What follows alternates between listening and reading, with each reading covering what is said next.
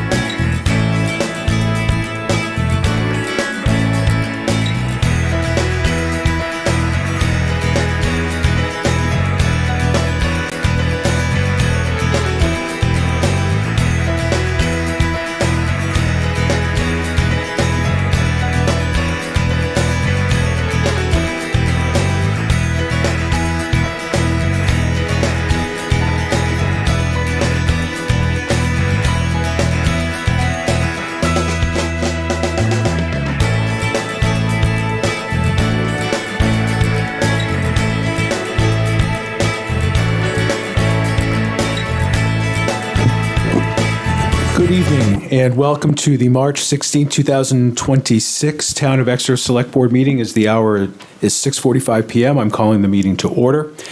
And our first order of business this evening is to conduct a board interview down in the wheelwright room. And the board will be down there for approximately 15 minutes and will return around 7 o'clock for a regular business meeting. Thank you. Are you Elaine? For this week's report. No. Front Street Roundabout coming soon. Info about upcoming Exeter Lit Fest. An update from the Exeter Public Library. SAU 16 updates from Blue Hawk Media. Heritage Commission launches award program. And a recap of the 2026 town election. For Exeter TV, I'm Dan Monchek from the melting Exeter River, and this is the Exeter Biweekly Report. Let's get started.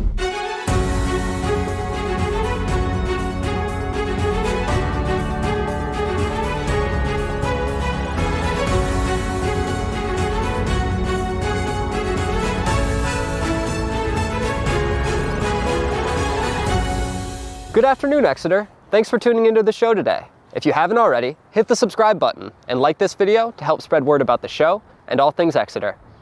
You can also head over to the town website and subscribe to the town's email newsletter to get this show and other local news sent straight to your inbox. For our first segment, we spoke with Public Works to learn more about what residents can expect related to the upcoming Front Street and Linden Street roundabout project. Here's Dan with more. Thanks, Dan. At the intersection of Front, Linden, and Pine Street, there's a traffic problem that Exeter's DPW is working to solve. As it currently stands, traffic moves freely through Front Street. Off to the side, both Linden and Pine Street are controlled by stop signs. A town study, conducted back in 2022, identified a deficiency with this intersection. The lack of control causes confusion for drivers and puts pedestrians in danger. As Exeter DPW Director Stephen Cronin explained, but ultimately it's the geometry of the intersection and the undefined travel paths that really create traffic concerns and pedestrian safety issues. To solve this problem, the town plans to construct a roundabout to connect each of these roads. It reduces conflict points significantly. As you're entering the roundabout, all you have to do is look to your left. If there's somebody in the roundabout, you yield, you wait. If there's not, you can progress forward. If you're wondering what the roundabout will look like, you can look to this intersection in Rye at the connection of Route 1, Sagamore, Elwyn, and Pioneer Road. This is a great example of how the roundabout will look in Exeter. While it has one more entry point, it's going to be a similar size to the one coming to town. So we're going to be reconfiguring the intersection by constructing a modern roundabout. It helps to channelize traffic flow, reduce speeds. It's certainly going to make it safer for pedestrians by shortening up the pedestrian crossings. Bids for this project are going out at the end of March or early April. If everything goes according to plan, construction will begin late spring or early summer and be finished by the end of 2026. Back to you, Dan. Thanks, Dan. What a handsome beard that guy has. Anyways, to stay up to date with the project, be sure to follow Exeter Public Works on Facebook or check the Public Works project page on the town website at exeternh.gov/projects. Up next, Gabe Perez took a trip to Water Street Bookstore to learn more about the upcoming Exeter Lit Fest. Hi, my name is Renee, and I'm here to tell you that it's time again for the Exeter Lit Fest. The Lit Fest is the first Saturday of every April, and this year it's on April 4th.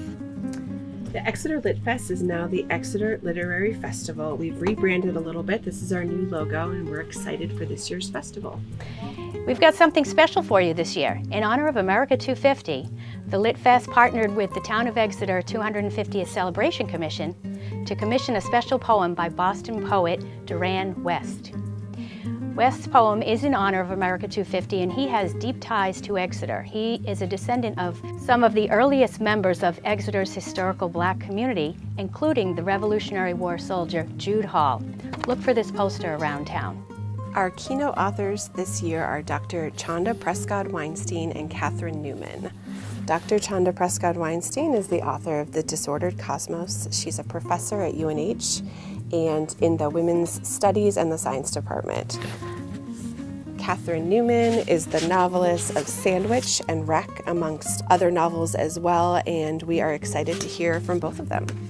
The Exeter Literary Festival is Saturday, April 4th. We'll see you there. Sticking with the literary theme, we stopped by the Exeter Public Library to catch up with all the events and programs they have running.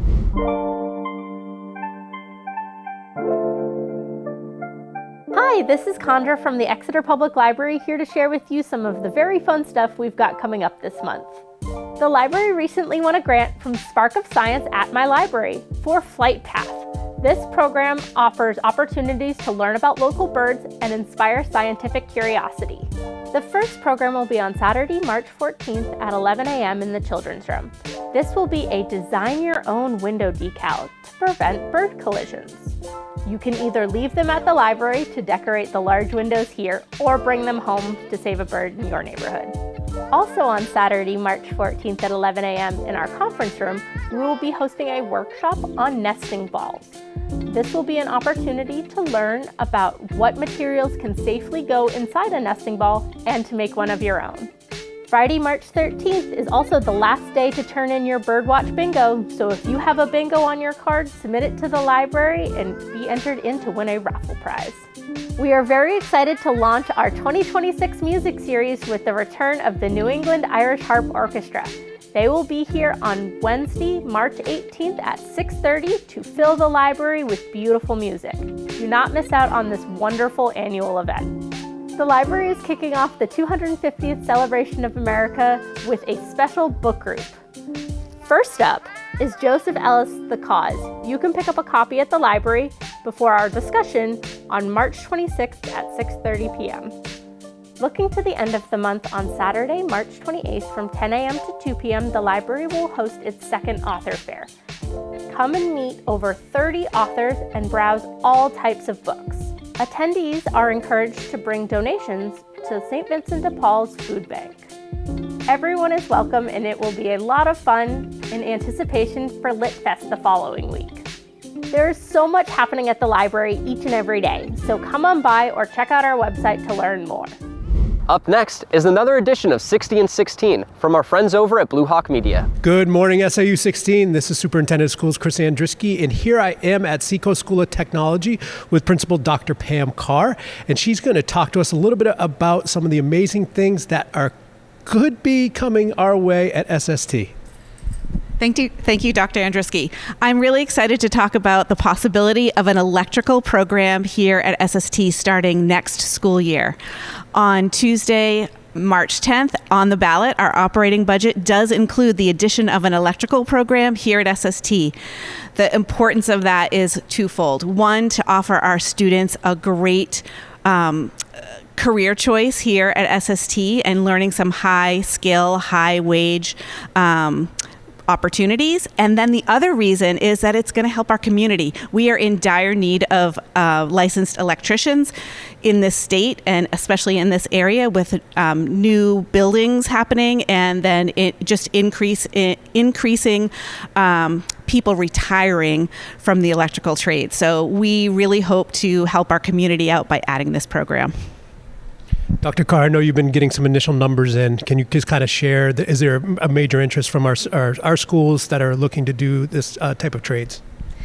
Yes, we are currently enrolling for next school year, and right now, if we have the electrical program next year, we will actually have a wait list for the program. That's how much interest there is in electrical programs, so we're super excited about it. Excellent. I think anytime we can incorporate the trades and give students more opportunities, it's amazing. Having an electrician at my house yesterday, I know the cost, so this is no better timing, and I hope everyone comes out on March 10th and gets a chance to vote. So thank you all, SIU 16, and we will see you again in a couple weeks. The Heritage Commission is responsible for offering a valuable means for local government to manage, recognize, and protect the historical and cultural resources. To that end, they've launched an award program and are now calling for entries. Here's Dan with everything you need to know.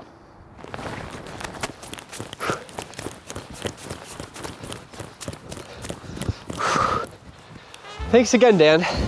The Exeter Heritage Commission is launching an award program to recognize and honor the people, organizations, projects, and efforts that have contributed to the preservation of Exeter's rich heritage. Nominations for this award have just opened. If there's someone or something you think is deserving of recognition, you can visit exeternh.gov/HC. Fill out the nomination form. The submission deadline is April 1st, and the award winners will be recognized in July. Back to you, Dan.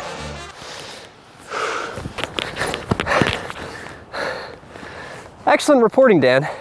For our last segment, Bob Glowacki got to the polls before they opened on Tuesday and was the last one to leave the building, so he could bring you this election recap.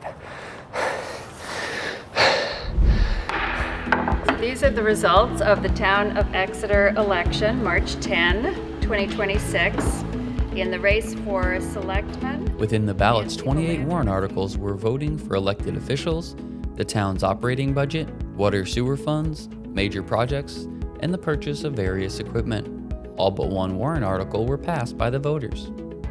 Big ticket items approved by the voters included the town's $27.3 million operating budget, $2 million for the Phase 2 design and engineering for a new surface water treatment plant, and $1.3 million for Front Street Railroad Ave sidewalk construction and further Front Street sidewalk replacement.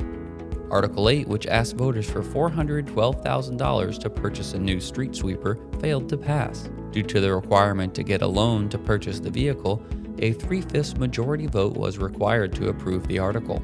With a total number of 2,224 votes on this article, it would have required roughly 1,334 votes, but was only 6 votes shy, with 1,329 yes votes and 895 no votes. This was the second year voters have rejected the proposed purchase as a part of the town's effort to reduce nitrogen entering the Great Bay watershed. All candidates for office were running in uncontested races except for the trustees of the library, which saw 4 candidates for 3 positions. Deborah Wold, Susan S. Feltus, and Sarah Cassius James were chosen by the voters. Voters also re-elected Nancy Belanger and Daniel Chartrand to the Select Board. Vicky Novochek will return as one of the supervisors of the checklist after running a write-in campaign when no one else filed to run for the position to replace her. While the voter turnout of 18.9%, or 2,359 voters, was higher compared to last year's 17.6% turnout, or 2,299 voters, the total number of registered voters dropped from 13,064 in 2025 to 12,510 in 2026. The next election will be the state primary on September 8th, followed by the general election on November 3rd. To stay up to date with all things elections, visit exeternh.gov/elections. That does it for this week's report. Be sure to like, share, and subscribe to help us spread the word. And head over to the town website and subscribe to the town's email newsletter to get this show and other local news sent straight to your inbox. We'll be back on March 27th for the next edition of the show. For Exeter TV, I'm Dan Monchek, and this has been the Exeter Biweekly Report. Have a great weekend, Exeter.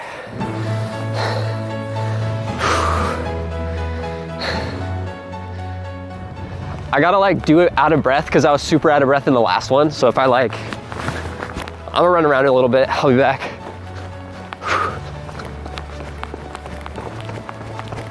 Thank you for tuning in to Exeter TV. Exeter TV is the town's public and government access channels, available on Comcast Channels 6 and 22. Channel 6 is your channel. If you have an idea for a program, want to host your own talk show, or submit a film, we're here to get your content on television. On Channel 22, we bring you live and replay coverage of government meetings and other town updates. A third channel, Blue Hawk Media, is operated by SAU 16 and can be found on Channel 8, with all your school sports, events, and meetings. You can watch Exeter TV online at exeternh.tv, Apple TV, and on Roku. Find us on social media for extra content. Subscribe to our YouTube channel and hit the bell to get notified about live streams and new content. Tune in to our platforms every other Friday to watch the Exeter Biweekly Report, with recaps of recent events, updates from town departments, and messages from nonprofits in your area. If you head to our website, exeternh.tv, we invite you to sign up to our newsletter to receive monthly updates about new content, upcoming meetings, and more. We'd like to thank you for taking the time to watch Exeter TV and hope that you tune in to our other content as well.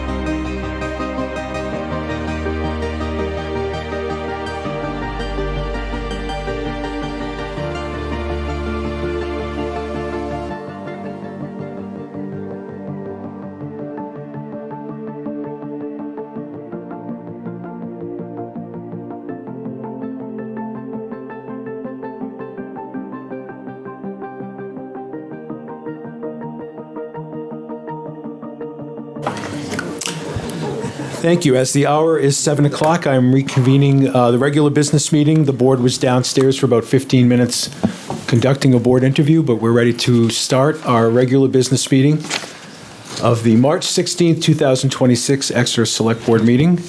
Good evening, all those watching tonight from home. Good evening to my colleagues on the board, respective town staff, and certainly those in attendance here this evening. I'd like to start by introducing the board. To my right is Selectman Dan Chartrand. Good evening. Good evening, Mr. Chair. To my left, our clerk, Selectwoman Nancy Belanger. Good evening. Good evening, everyone. Selectwoman Julie Gilman. Good evening. Good evening, everyone.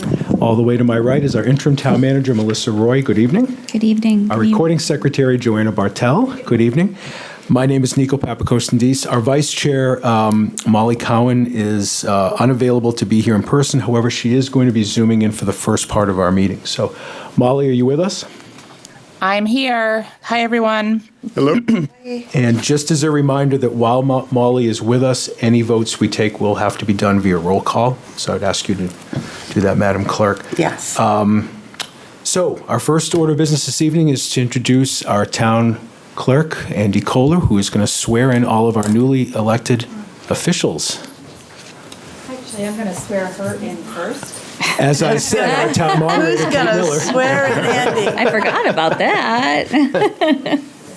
So she's going to swear in lots of other people, but I'm going to swear in Andrew Kohler. So, do you, Andrew Kohler, solemnly swear that you will bear faithful and true allegiance to the United States of America and the state of New Hampshire and will support the constitutions thereof, so help you God? Yes. And do you solemnly and sincerely swear and affirm that you will faithfully and impartially discharge and perform all the duties incumbent upon you as town clerk according to the best of your abilities, agreeably to the rules and regulations of this Constitution and the laws of the state of New Hampshire, so help you God? Yes. Okay, please sign here. Thank you. I do, right here. Here you go, Andy.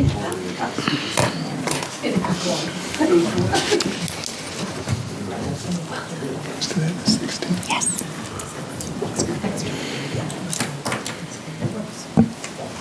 Congratulations, Andy. Thank you. Thank you. Okay, so we're going to do the same thing real quick. If everybody would stand up here in front of, oh, wait a minute, first. Let's do the select board first. Do you want us to? Do you want? Stay right there. Okay. Stay right there. Raise your right hand. I'm not going to say anything. I'm going to say it all. Perfect. Do you solemnly swear that you will bear faithful and true allegiance to the United States of America and the state of New Hampshire and will support the constitutions thereof, so help me God? I do. I do. Do you solemnly and sincerely swear and affirm that you will faithfully and impartially discharge and perform all the duties incumbent on you as, please state your position, Select one. Select board member. according to the best of your abilities, agreeable to the rules and regulations of this Constitution and the laws of the state of New Hampshire, so help you God? I do. I do. Congratulations. Thank you. Now, if you just sign the paperwork. All done. Here you go. Awesome. Thank you, Andy. Congratulations. Thank you, sir. Welcome back. Congratulations, Mr. Chartrand. Welcome back. That was quick. Okay, everybody else, if you're here to get sworn in, if you would line up in front of the select board. Wow. You don't usually get that many. Just like in school, Bob, just like in school. Don't forget to fold it up in those weird little square things. The triangle. This room down here, you guys want to push down a little bit? Did the dog come too, get sworn in? He's official. Yeah. Okay, so if you raise your right hand. I, please state your name. Do solemnly swear that you will bear faithfully and true allegiance to the United States of America and the state of New Hampshire and will support the constitutions thereof, so help you God. I do. Do you solemnly and sincerely swear and affirm that you will faithfully and impartially discharge and perform all the duties incumbent on you as, please state your position, according to the best of your abilities, agreeable to the rules and regulations of this Constitution and the laws of the state of New Hampshire, so help you God? I do. Congratulations. Thank you.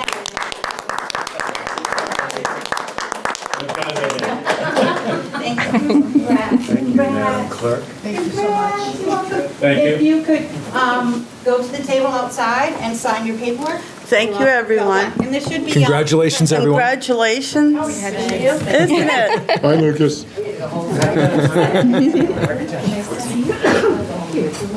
It's the mascot. Bless you. Budget Recommendation Committee. I cleared the room. Is it the dog?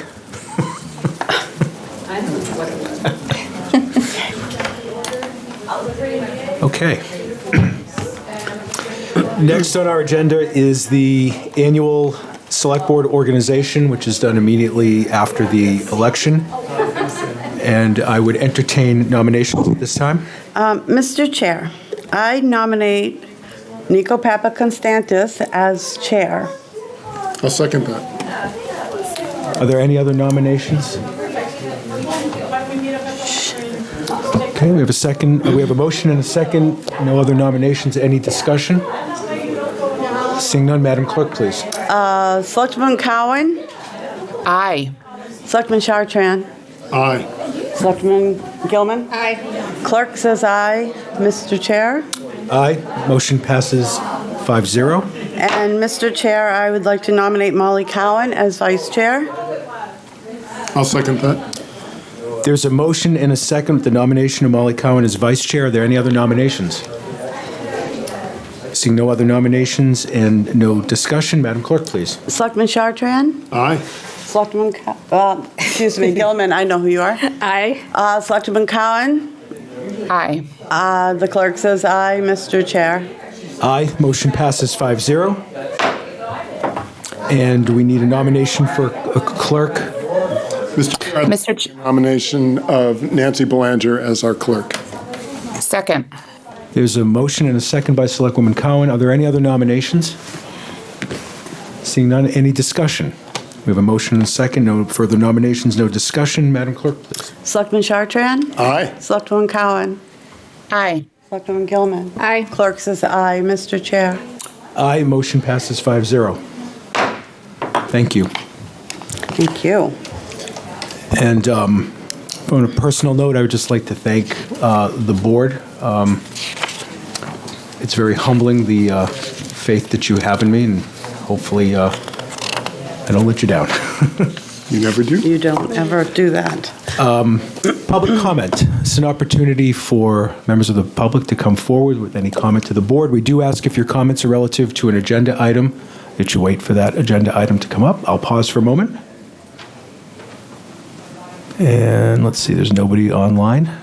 So we will move forward with the approval of the Exeter Select Board regular meeting minutes of March 2nd, 2026. Were there any revisions or amendments? I have none, and unless no one else does, I will move to accept the March 2nd, 2026 meeting minutes as presented. I'll second that. There's a motion and a second. Any discussion? Seeing none, Madam Clerk, please. Selectman Cowan. I'll abstain. Okay. Selectman Chartran. Aye. Selectman Gilman. Aye. The clerk says aye, Mr. Chair. Aye. Motion passes 4-0 with one abstention. Thank you.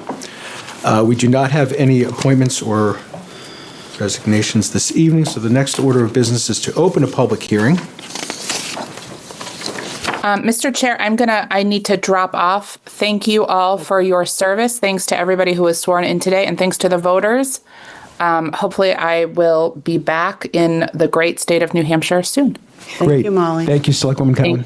Have a good night. Thank you. Okay, thanks. Bye. Okay, we still have a quorum with the four of us, and we will be able to take, we won't have to do roll call any further.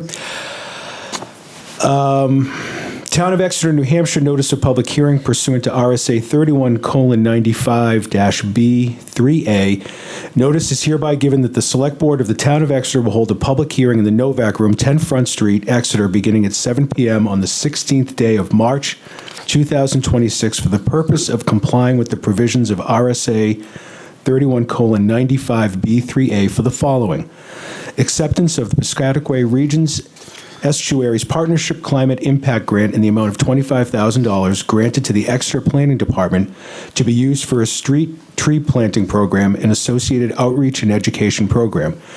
This was dated March 9th, 2026. I would now entertain a motion to open the public hearing. So moved. Second. Any discussion? Seeing none, all those in favor? Aye. Aye. Aye. Opposed? Motion carries, and the public hearing is open. I believe we have Kristen Murphy with us to introduce this. You do. Good evening, everyone. Hi, Kristen. I am really excited to bring forward another grant program. So this is the Piscataqua Region's Estuaries Partnership Climate Impact Grant. And the purpose of this grant was to make significant contributions to mitigate urban heat.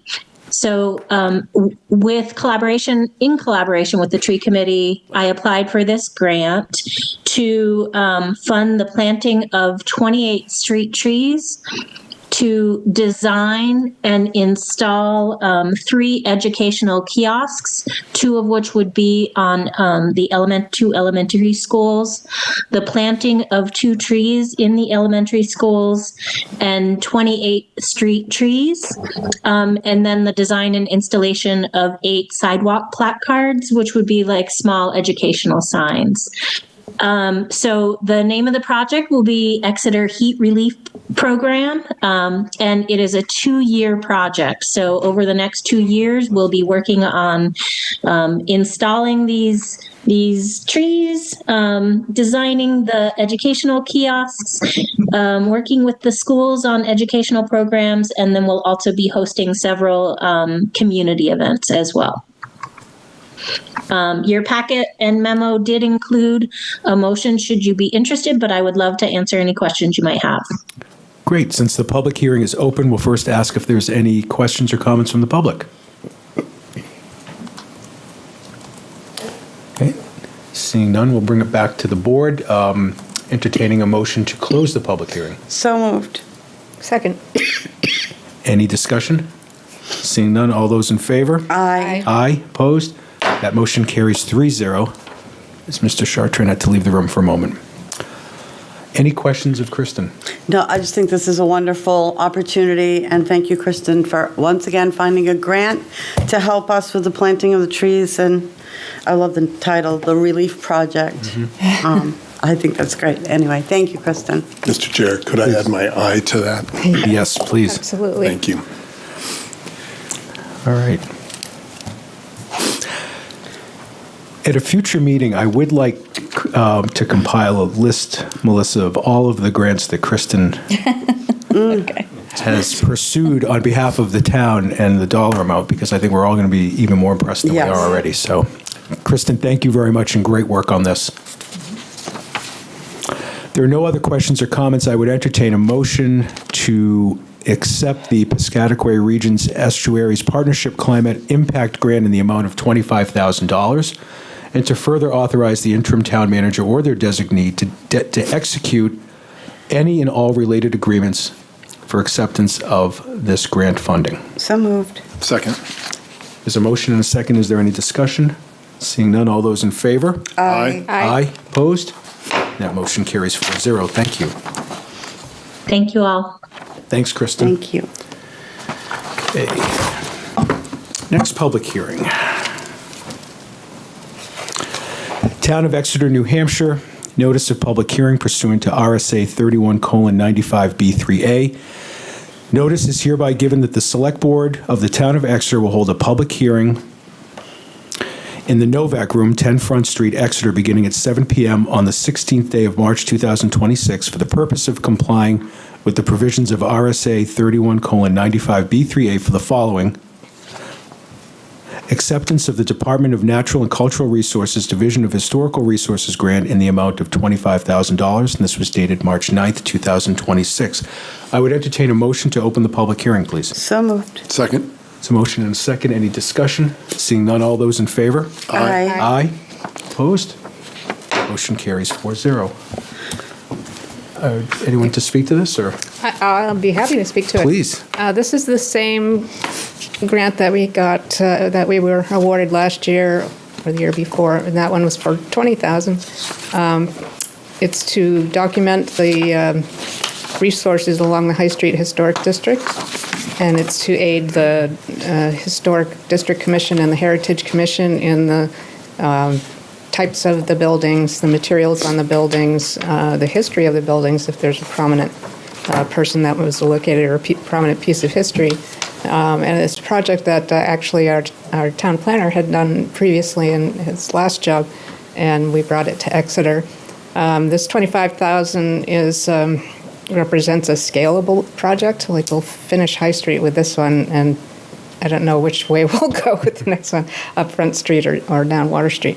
And the Division of Historical Resources receives this money from the federal government from the Secretary of Interior as part of the Certified Local Government Program, which we were granted 17, 18 years ago. And I missed the application deadline for this one, and the Division of Historical Resources actually called me and said, "We have $25,000. Will you use it, please?" And I said, "Of course." And we got the ball rolling, and we were awarded that. Fantastic. Thank you. That's great. Are there any members of the public that wish to speak to this? I thought we were going to have an example in here, but it's not an example of what the sheets look like. Anyway. Any members of the public? Seeing none, I would entertain a motion to close the public hearing. So moved. Second. Any discussion? Seeing none, all those in favor? Aye. Aye. Opposed? Motion carries 4-0. Any questions or comments from the board? No, thank you very much. Just thank you, Julie. All right. Thank you, Julie. And I think the same goes for Dave. I'd like to see how many grants and dollar value he's pulled in. Yeah. Very impressive. Just across the board, it would be a good. Yeah. Yeah. Okay. I will entertain a motion to accept the Historical Resources Grant from the Department of Natural and Cultural Resources in the amount of $25,000, and to further authorize the interim town manager or their designee to execute any and all related agreements for this grant. So moved. Second. Motion and a second. Any discussion? Seeing none, all those in favor? Aye. Aye. Opposed? Motion carries 4-0. Thank you. Next, we have our town moderator here this evening, who's going to review the election results. It seems like we were just together not so long ago. Please, have a seat. Great. Our moderator, Kate Miller. Good evening. Thank you. Yes, it was nice to see all of you, so thanks so much. And we are grateful at the turnout of the voters. We had not a huge turnout because typically town elections are relatively small, but it was a little more than we normally do. So that is a good sign. So the total number of voters that we now have after getting a few new registrations is 12,510. So we are looking forward to all of them showing up at the next election. Our next elections are the presidential primary in September, the Tuesday after Labor Day, right after it. September 8th. September, yep. And then the general election in November. So folks the voters were very cooperative. It was very pleasant. The sun was shining on us, which helped a lot. And folks were very much in good humor, which was terrific. We had lots of great volunteers. We are looking for even more volunteers for the next election. So to the extent there are any folks in town who are interested in serving as either check-in clerks, greeters, helping with counting at the end, even things like boxing ballots is a big process at the end of the night. So we can use people from 6:30 in the morning until sometimes midnight. So any shift that people would like to take, they are encouraged to contact the town clerk. We'll have training for people, and we're grateful for all of the folks who did such a wonderful job volunteering and helping out the most recent election. So we have the results that were announced on election night, and we were using a new accessible voting system that was a slight variation from what we'd used in the past for folks who might have difficulty either reading a ballot or holding a pen to mark a ballot. So there's a private booth for folks to be able to vote in and use computer assistance to mark a ballot. That had a few sort of getting used to hiccups that we needed to sort of iron out, although we've been doing accessible voting at every election, including town elections, for years in this town. They issued new equipment to us, so this was a little different than what we had used before, so we did notice that there were some things that needed to be ironed out. Other communities were thrown much more by the newness of it, so I appreciated the fact that we've been doing this all along, and our voters know that they can use the accessible voting booth if they would like. It's not limited to certain folks. We also had new ballot counting machines. Those also took a little getting used to. They are, what was it? I think Anna, who was assisting at one point, said they're slow feeders.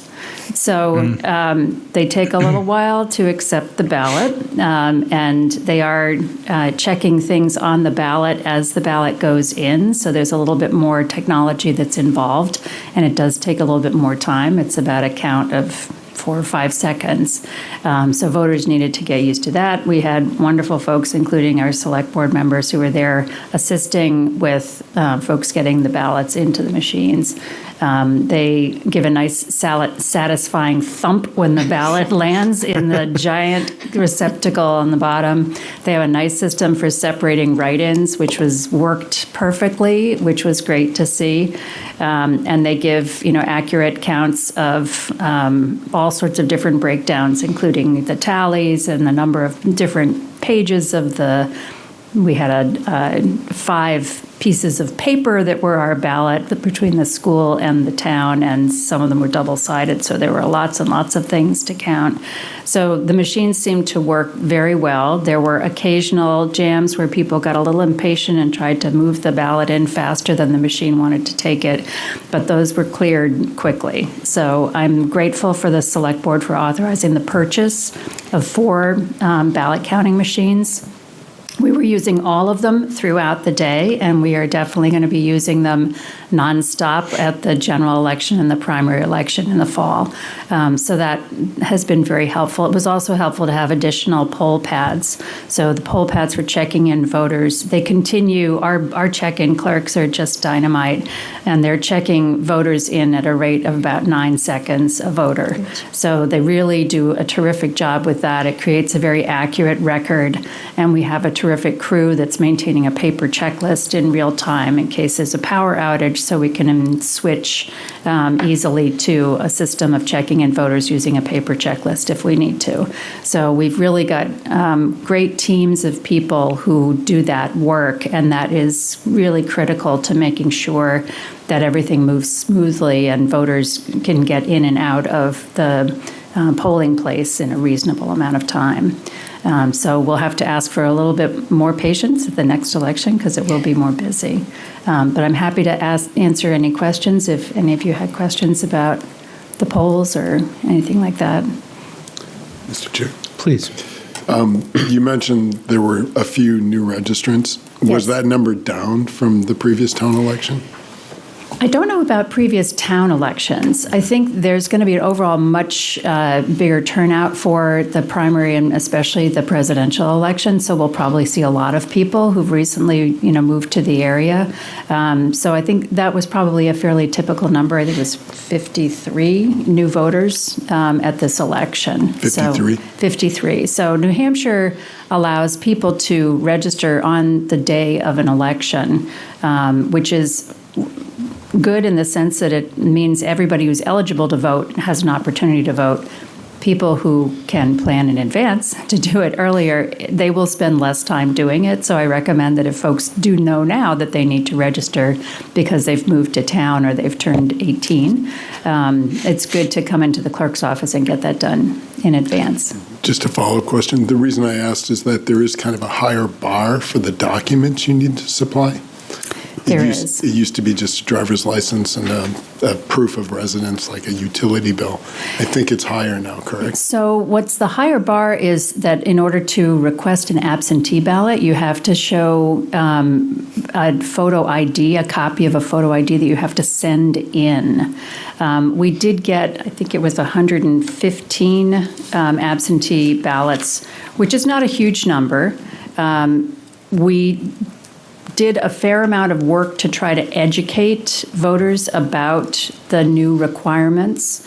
And several members of the select board were at Riverwoods, where there are quite a few folks who do vote by absentee ballot, and we did some specific information to the staff there as well as the voters in terms of how to do that. So that creates an additional requirement.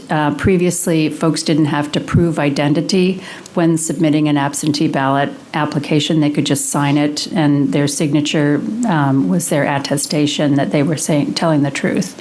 Now it has to be a picture of a photo ID, which could be a passport or a driver's license.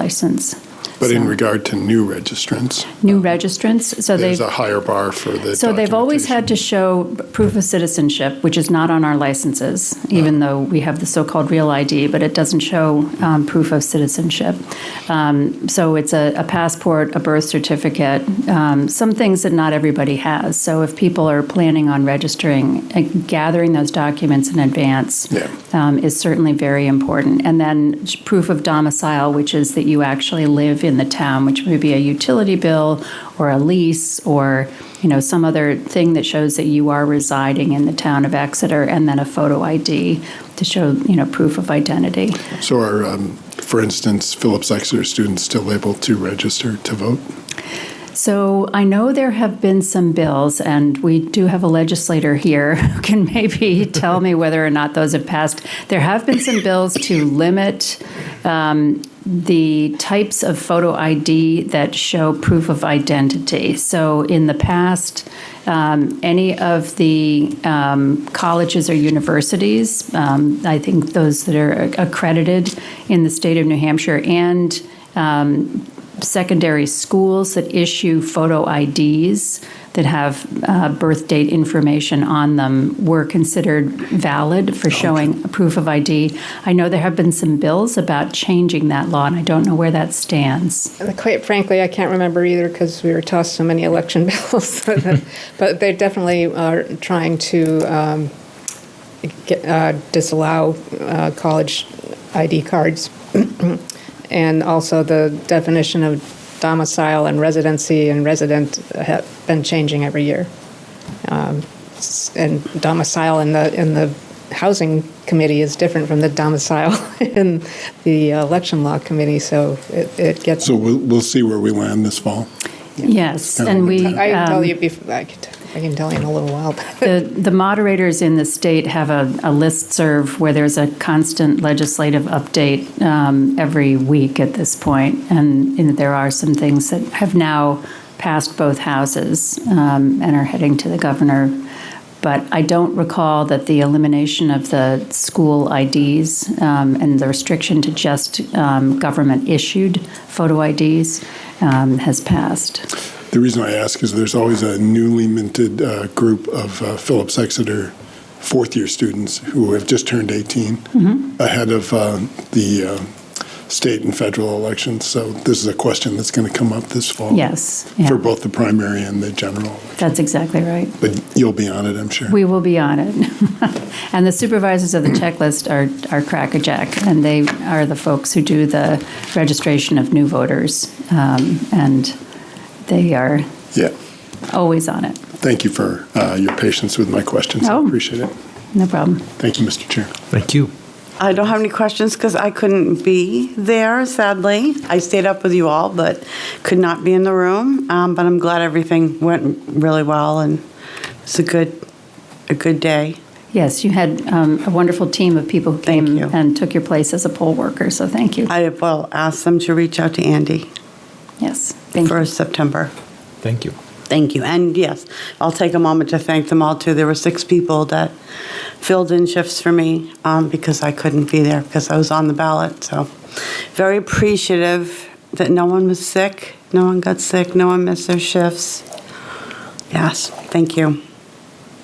Selectwoman Gilman, any comments or questions? No, those new machines are great, and you check in faster. Got to pause a little bit at the end, so it all kind of evens out. And but I think people were, reacted well to the process, and there's over the next year or two, we're still going to have to say, wait for the beep or wait for the check mark, something like that. But it is fast, and it feels like I felt like it was running so securely because you heard those thumps of your ballot was definitely in there. Yes. Few people needed a hand count, and there's a place for that. I don't know. I like the new machines. I'm so glad the state finally chose to. Yes, I'm grateful for that as well. Yes, our other ones are getting very tired. Just a bit. No, the machines worked wonderfully. I heard beeping in my sleep for 2 nights after, but all kidding aside, a dynamic bunch of volunteers, our great leadership from you and your assistant, and also Andy Kohler and our deputy town clerk, Jen Shoup, who was just right by our side at the machines the entire day, helping with lightning speed to resolve any issues that we had with the machines. And I think part of voters were incredibly patient. Other than maybe 45 minutes, I was there all day, and I didn't see anybody disgruntled or anybody unhappy. Maybe twice the line got a little long, but it moved. And a lot of that is, remember, with the town ballots, there's 3 pages. So you have to feed. So I think that we won't have that challenge in September and November. I think the challenge that we'll have is that we'll have longer lines, 1 piece of paper, and then the next person not waiting for the arrow and the beep. But we'll be ready for them. Right. And the other thing for folks to remember is that the next 2 elections, particularly the primary election, folks, if they are undeclared voters, will need to choose either a Republican or a Democratic ballot, and they can vote in the primary. But that choice is actually a change in their registration from undeclared to that party forever until they change it back. So that's something that we provide a table where folks can leave the polling place and say, I want to go back to undeclared. They can also come in and do that in person here. But the time you can't do it is at the polling place when you come in to vote. You can't change your party affiliation if it's a partisan election like a primary. So you have to do it at least 10 days in advance of an election because the books have to be closed so that they're ready for the election. So that's the one thing to sort of think about in advance, even if you're a registered voter. And we have probably about a third of our voters are undeclared. So folks who may have taken a ballot at the last primary and haven't switched back because they had to leave briskly from the polling place or something, this is the time to do that. Could I ask you a question on that? I believe that if they don't go back to being an independent after they vote on primary day, they have to wait 10 days to come to the clerk's office, or is there no waiting period? I thought it was 10 days. So after the election? After they vote in the primary on September 8th. If they don't avail themselves. If they don't do it in the polling place after they vote, they can go to the table. I think they have to wait 10 days. Is that I don't correct? know that for sure. I do know there's the blackout ahead of the election, but I don't know if there's one after the election. I'm not sure on the number of days, but I believe there after the election you have to wait a certain small period of time. Yes. I just want people to be aware because if they need to go and they don't go to that table and go back to independent, they can't the next day, I don't believe, go to the clerk's office. But you know what? Maybe the next select board meeting we can clarify that. And everyone put September 8th in your calendar because it's the day after Labor Day weekend. It's a crazy day for anybody to do anything out of the ordinary. Everyone's going to be getting organized with school and returning from vacation. So it's odd timing, but. That's okay. Just on that whole topic, there were two bills to create a single primary ballot so you wouldn't have to declare. And one was killed and the other one was vaporized, and I can explain that later, but it just never came up on the floor. So it's not changed. Okay. All right. I'm the last person that's going to want to rush through spring and summer, but let's plan in August, one of our meetings. We'd love to have you come back. Yeah. And let's walk through the process and maybe, just educate folks ahead of time. That would be great. If your schedule permits, we'd love that. That would be terrific. Great. We are already planning, we're debriefing this last election and figuring out how to tweak the layout, figure out the staffing, how many tables, how many volunteers, all that kind of stuff, so that we are well equipped. Great. Thank you. Thank you for your time tonight. Thanks. Okay. Our last discussion item, we told Mr. Whitehouse that we would have him back in March. I think he came before the board in January with a proposal, and back January 2nd. A memo was written for a packet. We put it in tonight's packet so folks could get re-familiar with it. Mr. Chair. Yes. I am going to recuse myself. Of course, yes. Thank you. Okay. So we're down to 3. Thank you. Obviously, we're familiar with this memo. We put it in the packet for folks at home to read. Before the board deliberates or discusses, we want to open it up to town staff and public. But first, Mr. Whitehouse, you don't have to go through it if you don't want, but if you wanted to summarize your request, we'd love that. Sure. Brother Dave. I'm glad to see you, man.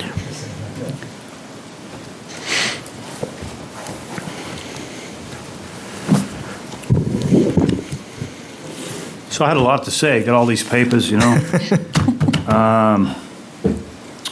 but I was down in there today, breaking up the snow.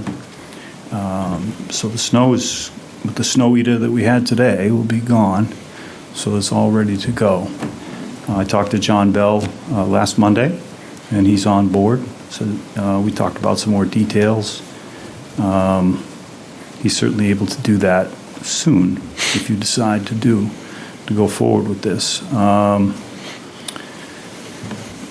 I've been on this for 800 days, so I'm like, okay, I'm well versed in it.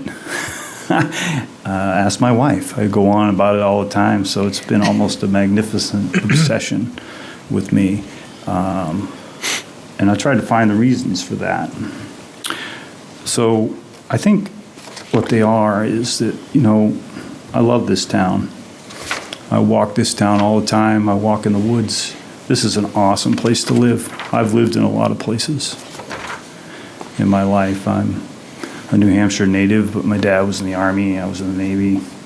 We're all over. We had a place to choose to settle. It was here. So glad we did that. Kids went through school here. Deep roots here. We spoke about my great-grandfather.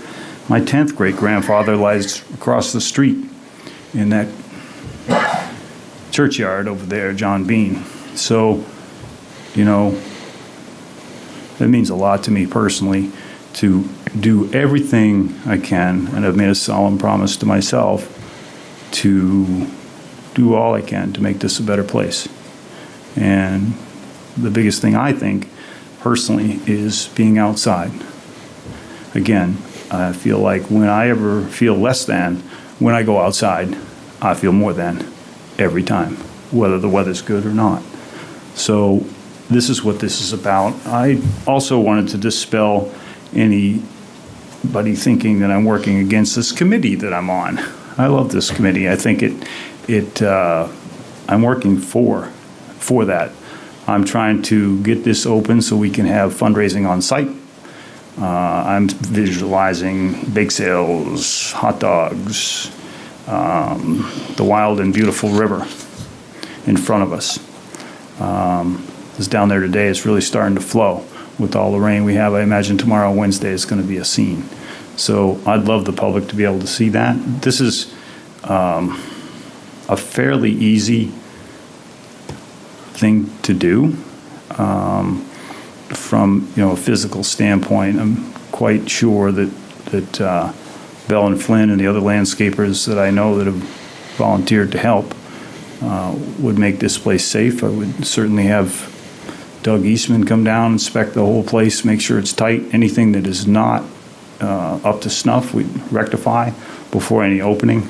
I'd love to plant wildflowers in the interim until we can get the money together to have the design that we've spent so much time doing.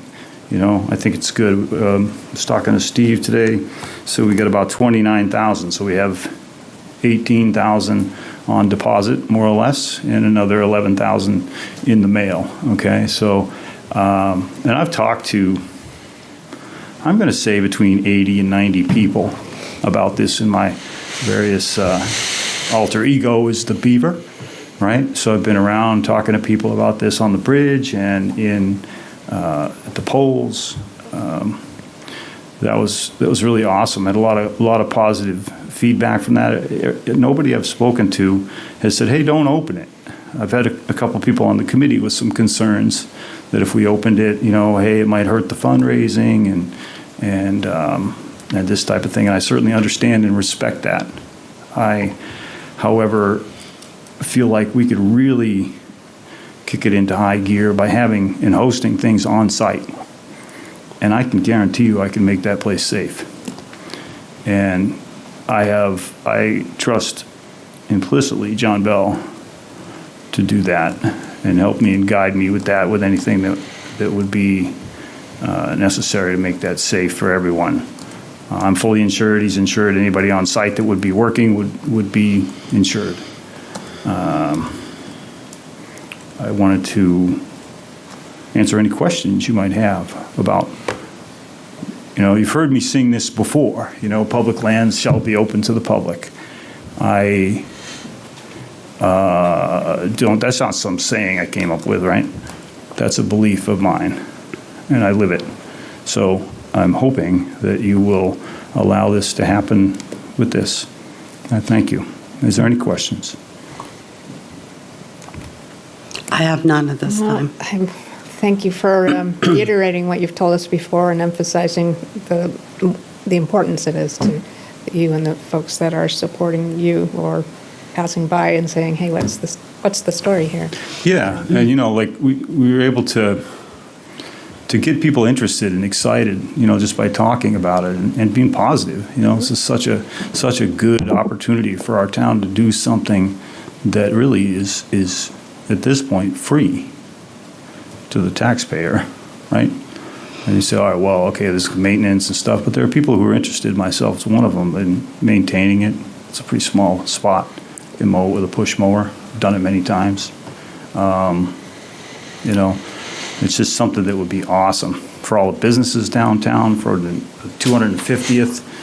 I think we're going to have a crazy crowd here during that time frame. Let's hope. Yeah, I really do. And I think having an extra space to host things, I think it'd be great to take advantage of that from a fundraising standpoint. I really, I see huge opportunities there rather than a fenced-in area that you can't quite see the river from, when it's lowish. You can see it today. It's flowing pretty good, but were there any questions? I just have a comment, but I'm going to reserve my right to maybe have a further discussion after we hear from the public, or maybe after we deliberate or review the town planner's memo, if that's okay. But Sure. what I want to say is I've enjoyed the ongoing dialogue that we've had in public when you've come before the board.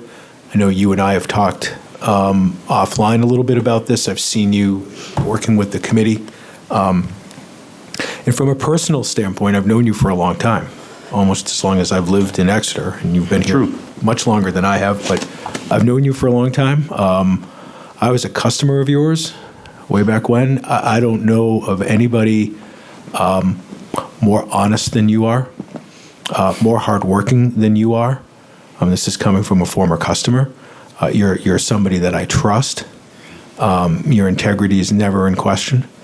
Some of my concerns have nothing to do with you or what you're trying to accomplish. On the contrary, I think the fact that the committee has raised $29,000 in a very short period of time. Awesome. I think you had a small part in that. Yeah, by standing out on the bridge. I mean, you have brought attention. I hope so. To Pearpoint Park. I want to. No matter how this goes tonight, will I be happy if it doesn't go my way? Well, hell no. But I will still continue to do my part. I don't question that at all. On getting that done, as I've promised Mr. Jones. So, I'm just trying to do whatever I know how to do to raise awareness. I'm not a fundraiser by trade. I'm not a. But again, I think you played a small part, and you brought visibility to this. Yeah, and I'll continue to do so. Whether it was intentional or unintentional. In your beaver suit, yes. I think you. Yeah, I just want. I want it bad enough, folks. I understand that, and again, I completely agree about the public access to public land, and as we've discussed, and we'll probably get into a little bit of it tonight, this is a little unique.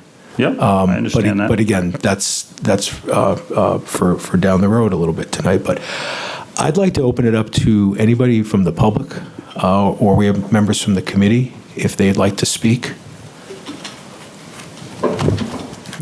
And you could step right up and introduce yourself. Come on in. Hello. Hi. Thank you, everybody. Thank you. Hello. Amanda Kelly, 24 Prospect Street. I'm just going to start with my last line first. I think we will fill the hole, and we're on track to fill the hole, hopefully that phase even this fall if everything goes really well. So that's my last line, and then I'll go back to where I was coming from. I really applaud your evolution on this project. You've worked really well to take it from your initial idea to a more detailed concept, and it's really great. And I think it may very well be close to the plan that ends up happening. I did ask the chair if I could, because they are public minutes, just mention that there was a discussion June 26th that the whole committee had. There was a discussion regarding filling the hole and a motion that we recommended not filling until an engineer tells us what to put in. The motion passed unanimously. There were 9 members present. Not me. Correct, you were not present. The committee did not want to proceed without the construction documents.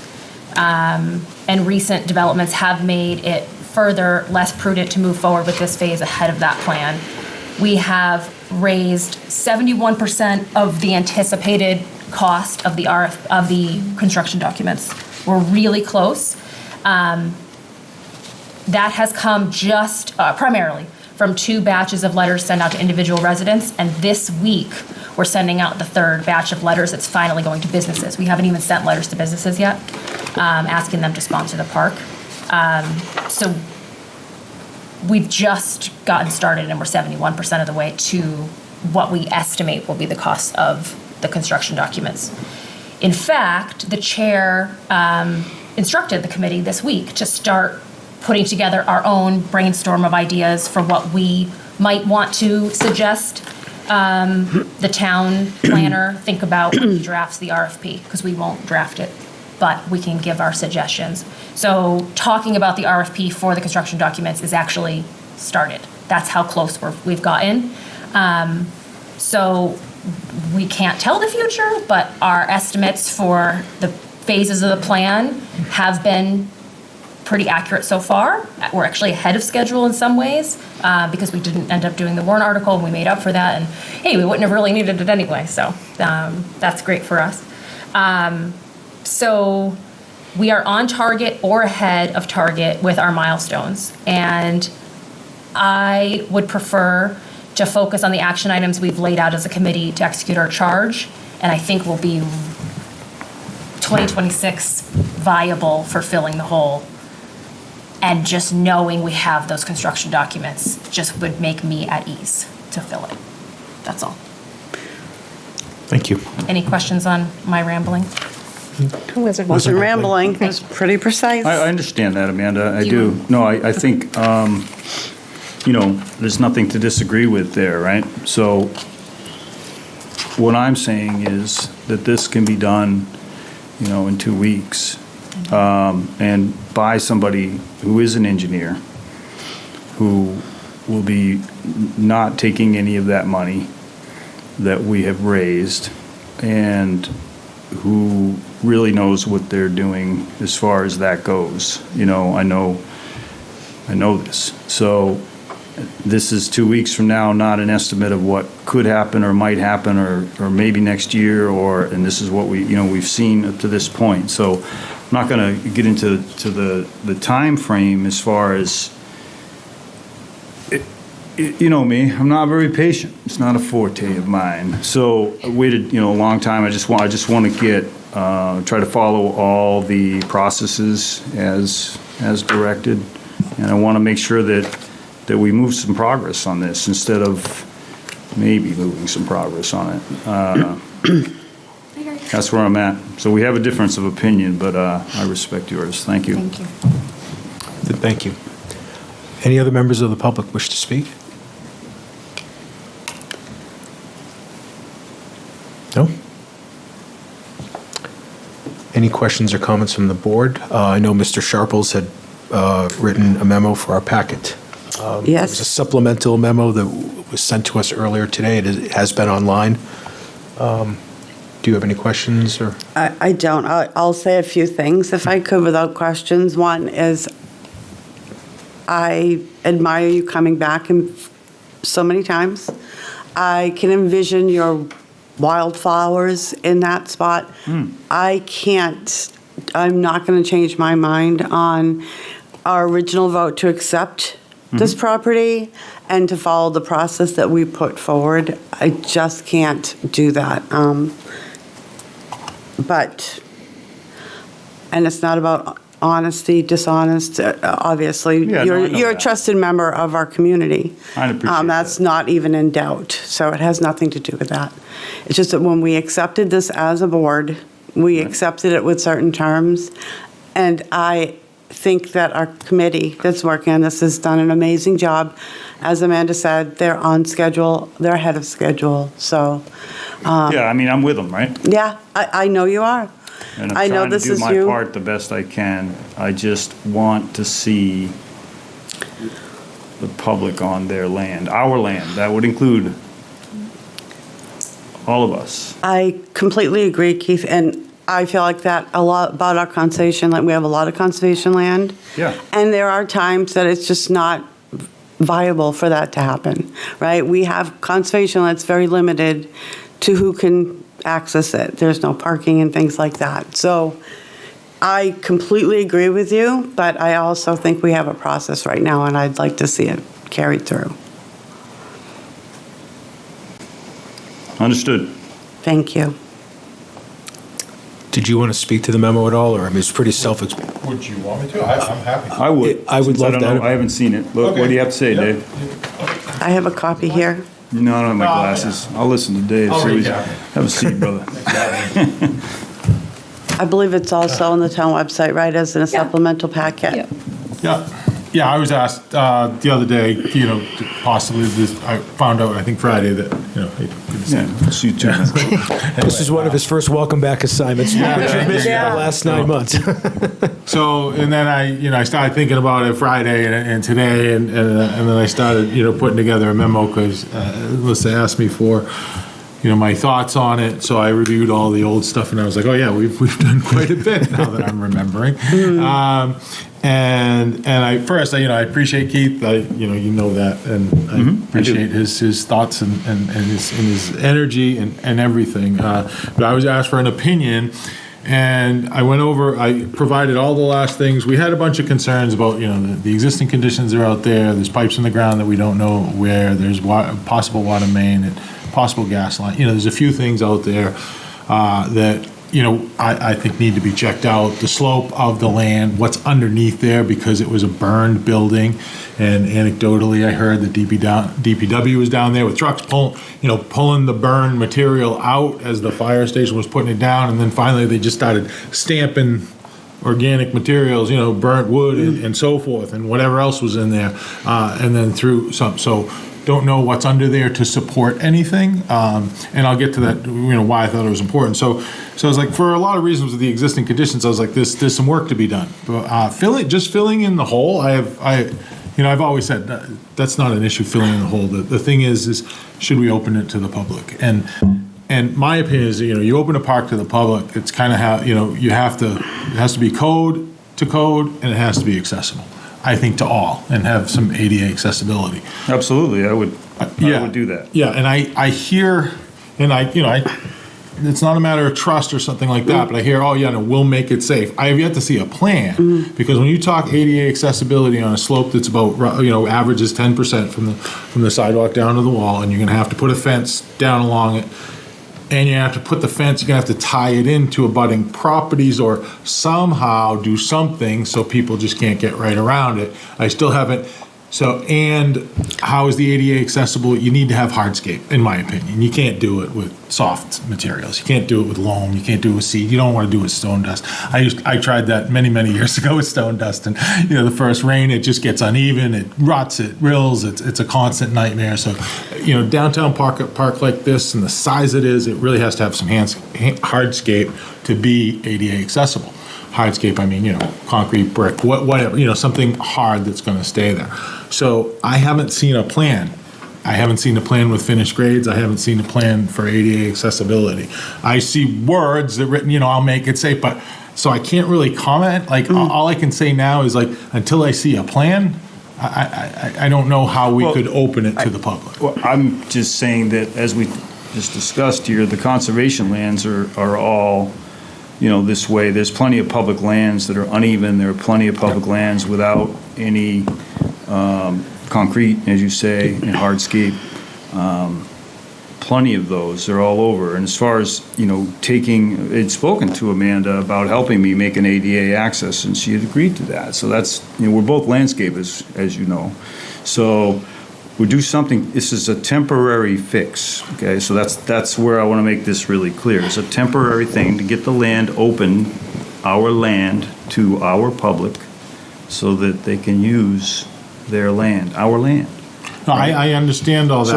I don't see a temporary. I don't see what is that temporary? I haven't heard anything. Like, what is it? Is it pressure treated? Decking? No. Is it hardscape? Is it brick? Is it concrete? Is it grass? I don't believe grass is going to cut it. I don't believe stone grass is going to cut it. And also, when you talk about conservation, that's a natural environment. That's understood that, you have, many places that are inaccessible. Yeah. This place's vision was a pocket park downtown. And it will be. And you go to any town or city and you see pocket parks, they're either 100% hardscaped or darn close to it. You also see open spots that are just grass, right? And they, so there's two sides to all this. Yeah. And I agree with Dave. I don't want to, I don't get into a big contest with you here. I'm just saying that, Amanda's saying, okay, we're going to have something this year. I'd love to see that. So say we do get the construction documents and we do fill in the hole this year. So what's the time frame for completion of a park in your estimation? Oh, that I don't know. That's going to depend on a lot of you can't ask beyond my control. I would say first you got to raise the other $11,000 to get the design, and then once you get the design, we're going to have to figure out how much we're going to have to fundraise, seek grants, right? Matching grants, and then perhaps coming to the voters at the end of the day if you get a grant that, one of those type of grants type of things. So I think that's a premature question to say when, because we don't, we still have to fundraise for the design. And that's the crux of why I'm here. Yep. Okay. That's the crux of it right there, is that it could be a number of years till we get to our land. When the board accepted it, we recognized that. Yeah, I was here for that. Bottom of the line, and we're making progress much faster than I anticipated we would. So Okay. Yeah. Again, I'm not here to argue, right? No, I we know. know that. We I'm know. here. I'm here to try to do it. We know. Okay. We know. That's We cool. know. Thanks, Dave. Yeah, you're welcome. And the other thing I think, we talked about the fence, but that retaining wall is above, I think it's 30 inches. So it needs a 42-inch railing, secured railing all along it to meet code. So there's a couple of, and we got a quote for that. There was $5,000 or $6,000. I think recreation. Yeah, I was there for that quote. Yeah, we got that quote, and so it's like, who's going to pay for? All those concerns. I did hear is that someone might pay for this. Yeah. But I didn't hear how much. I mean, I think I budgeted in these things about somewhere around 10, 11,000 plus the annual Which maintenance could have changed by then. of dedicating a DPW or rec person out there to maintain it, clean it, pick up trash, and so forth. So there was associated costs with it. Sure. I guess the board's going to make a decision with Right. we're actively moving toward. That's going to be a great spot. We're actively moving toward a permanent solution. So. I just didn't see, until you get a good plan, I couldn't get behind it until I saw a plan with AD accessibility and meeting all the codes that I'm concerned about, and doing some investigation of the pipes that are out there and the subsurface if you put a stone dust path, what's underneath there? Because if there's organic matter and people start using that, that's going to rut out and become bumpy and in a couple, it's going to be a constant issue. I've been there, done that kind of thing, so. Just waiting to see like a plan on paper with final grades, materials. Unfortunately, we have Founders Park that goes a good length of our river right there for the 250th, and maybe that could be used as a fundraising area that says, right around the corner is our envisioned Pierpoint Park, right? We do have that beautiful park that people can see the river for right now, and Yeah, no, I agree. I just feel like that spot is such a great spot, and you don't have to go around and over the bridge. It's just right. It's the only spot that's like right open, right on the river, that you don't have to traverse a bridge for. Got it. And I understand everybody's point. I just hope everybody understands that I don't think we should wait 5 years after accepting this to have a completed park. And I think you might think that's good. That's a good time frame for that. I just feel like that was, I guess, maybe I'm speaking for them, but I don't know that that's what the donors thought. I certainly am willing to shell out some money on this deal. You know what I mean? Like, I want to pay for some of this. I don't want to throw down 20 grand, right? But I'll throw down 5. Okay, so I'm willing to put my money where my mouth is and do the labor. So I'm not going to say, I'm going to get somebody else to pay for that. We got to donate. I'm willing to do this. That's never been in question. Yeah, I just want to make sure that's clear, right? And can I just say, the select board got that proposal to take that gift, if you will, really late in the year, and we had a very short period of time. So everything you're saying, I understand. Talked about that. It was crazy. Yeah, so it was. we did the best we could in a short amount of time. We had to make a decision. So that's where it was going to be at the bottom of the line, so to speak. So. I just, again, 2 years have gone, 2+ years have gone by, 802 days, right? So I'm just wondering when. That's all. And I'm not trying to turn this into some kind of big argumentative deal. No, but this is a discussion. I want that land open to the public because it's ours. Yep. And I just want that to happen as soon as possible, and I'm hell-bent for that. Understood. In case you haven't figured that out already. Figured it out. But that's not a bad, Keith, that's not a bad thing. It's just. Right. So something's calling me in here, right? Yeah. Saying, hey, get this done, Keith. Get this done. You got deep roots here. You want to get it done. Make it happen. And you're on the committee, so that's something, right? I will do what I can do to raise money. And, I've had some success in other places getting around town, getting things up and going. So I'm willing to do what it takes. I just don't want you to think I'm going to come in here and say, I'm going to fill in the hole and call it good, right? That's not what we understand that. Okay. We understand that. Thank you. Thank you. Woman Gilman, did you have any thoughts? I really appreciate you wanting to get the excitement going down there. I do. And And Ms. Kelly's comments about putting out an RFP fairly soon is a big step in the process, because it doesn't take like 3 years to get a response. It only takes a couple months or just. Yeah, and I talked to Steve about that. We figured a couple months, so yes. And then it's a matter of the funding, and That's the big question I have, right? So then how long is it going to be? And I'm sorry, my patience is not with that, I guess. But again, I thank you. I do. But I want an open man. I know, but we have get there. This board has to consider the safety and well-being of our residents. As do I. Right, and to Mr. Sharple's comments about we don't know what's under the surface, I don't want to cover it up and then when we go to do the actual plan, find out that there's something big we need to do. So I have a safety concern there. I'm also a little concerned about, and love Mr. Bell and his volunteering materials and time. But He's getting paid. He's getting paid. All right. Yeah. So, but does he have a contract and insurance for this? Of course. He's insured. He's, Okay. Bell and Flynn does a lot of work for the town. They have a certificate on file, as do There's I. all kinds of questions, yeah. So, okay, So that- I understand. Yeah.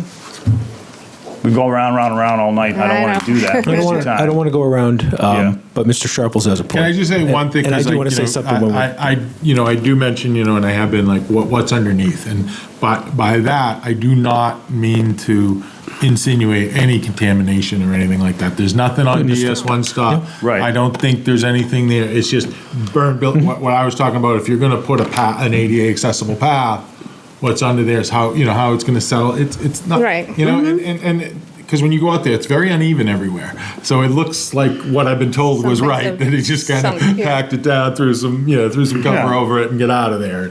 So it's like, okay, when you start getting into it, you There's a lot might of be getting into a undulation little there. more than what you Well, you never know. I know, and my concern is the pipes to nowhere. We don't know where they're coming from or where they're going to, and maybe they're, unused or cut off on either end, but we don't know.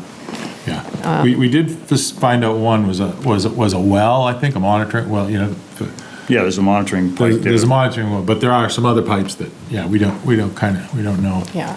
I don't think there's anything bad, but it's just, those things are tripping hazards, they're. I don't want to assume. That was for the gas station that was across the street. Sidewalks, One of the tanks had abutters. leaked, and they wanted Something to be question. checking that, and they checked that with no, so again, I was reading the 500 pages of the environmental report. Level 1 does not say it needs a level 2. So I would, there's a retaining wall between the fire and where the fill-in spot would be, right? So the spot that we would not be digging anything, we would be putting in.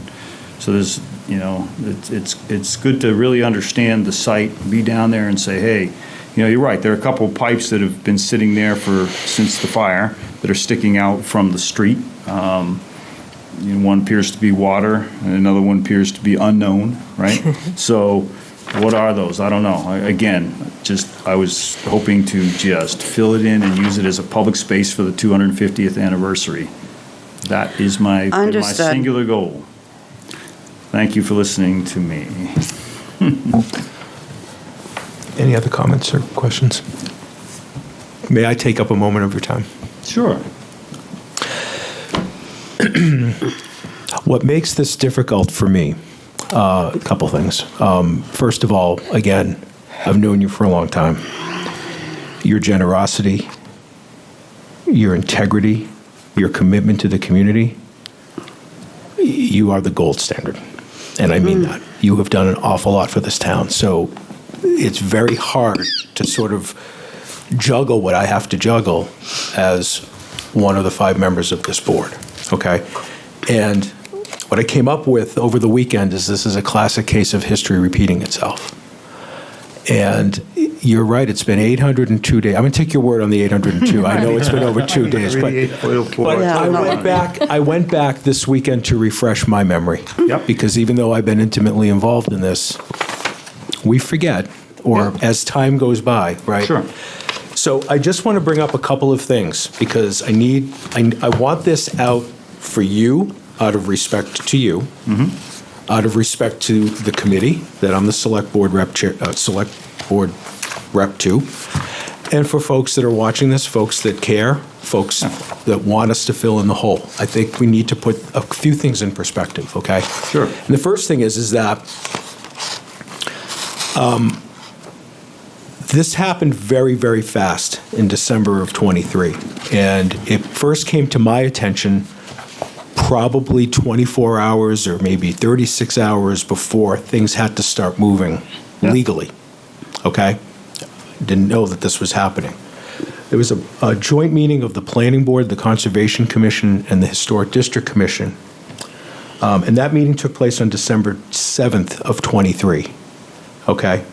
And under the RSA, all three of those boards and committees needed to hear the project, needed to take a vote to make a recommendation to the Select Board to consider holding 3 public hearings. This was December 7th. Right. Right, and you've got holidays, right? So I have the minutes of that meeting, but I also went back and watched a little bit of the tape of that meeting because I hadn't done that. All 3 of the boards, Planning Board, Concom, and HDC, had questions, and they were assured that the park would be fundraised for, safety issues would be addressed before the park would open, and there would be no opening until a design was finalized. And those were discussions and taken into consideration before all 3 respective boards and committees took a vote. The next morning, December 8th at 8 a.m., the Select Board convened in this room to get these 3 letters of recommendation from the respective boards and to hear the project and hold the first of 3 public hearings.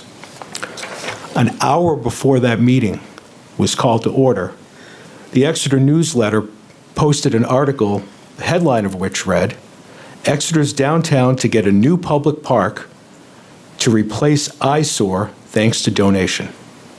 So that was prior to the board even hearing the project, the donation being accepted. And within that article, it was alluded to that town officials will form a committee to design and maintain the park if the Select Board approves the donation. So we all know that in the month of December, we had 3 quick public hearings, all falling within the legal timelines. One member has recused themselves for appropriate reasons. One member was not here for the last public hearing because they were away for the holidays. And so it was Selectwoman Gilman, Selectwoman Belanger, and me. We had more people in this room 2 days after Christmas, yourself included, than we had a deliberative session this year. Yeah. I was on the Conservation Commission too for that There meeting, were more people in the Novak room on December 27, 2023 than were at the deliberative session, and only one person spoke against accepting this donation. I recall. So this board heard all of the testimony, and we ultimately moved to accept the donation within the parameters that the donors put out, because they had some parameters, like named Pear Point, right? Yeah. That it would be a park in perpetuity. But then the Select Board... 31st acceptance. Right, by December 31st, it had to be done by, it was actually December 30th, because that was the 30th, Friday. that's right, thank you. Yeah. So in the spirit of community coming together, and there was community in this room. Indeed. This board accepted the donation of the land. And in the motion, which I'm not going to read because it's long and it's a public record, but it basically said, as Selectwoman Belanger earlier alluded to, that it would go to the back of the line, so to speak, in the CIP. Back in February of '24, a group of folks came in here, how should I say, vigorously encouraging that we go 0 to 60 now. So what the Select Board did was we accelerated to the point where we put that committee together. That was part of what the Planning Board, Concom, HDC, and the Select Board wanted. Yep. And we made the committee so inclusive that we created 2 alternate positions so that everybody that applied could be on that committee.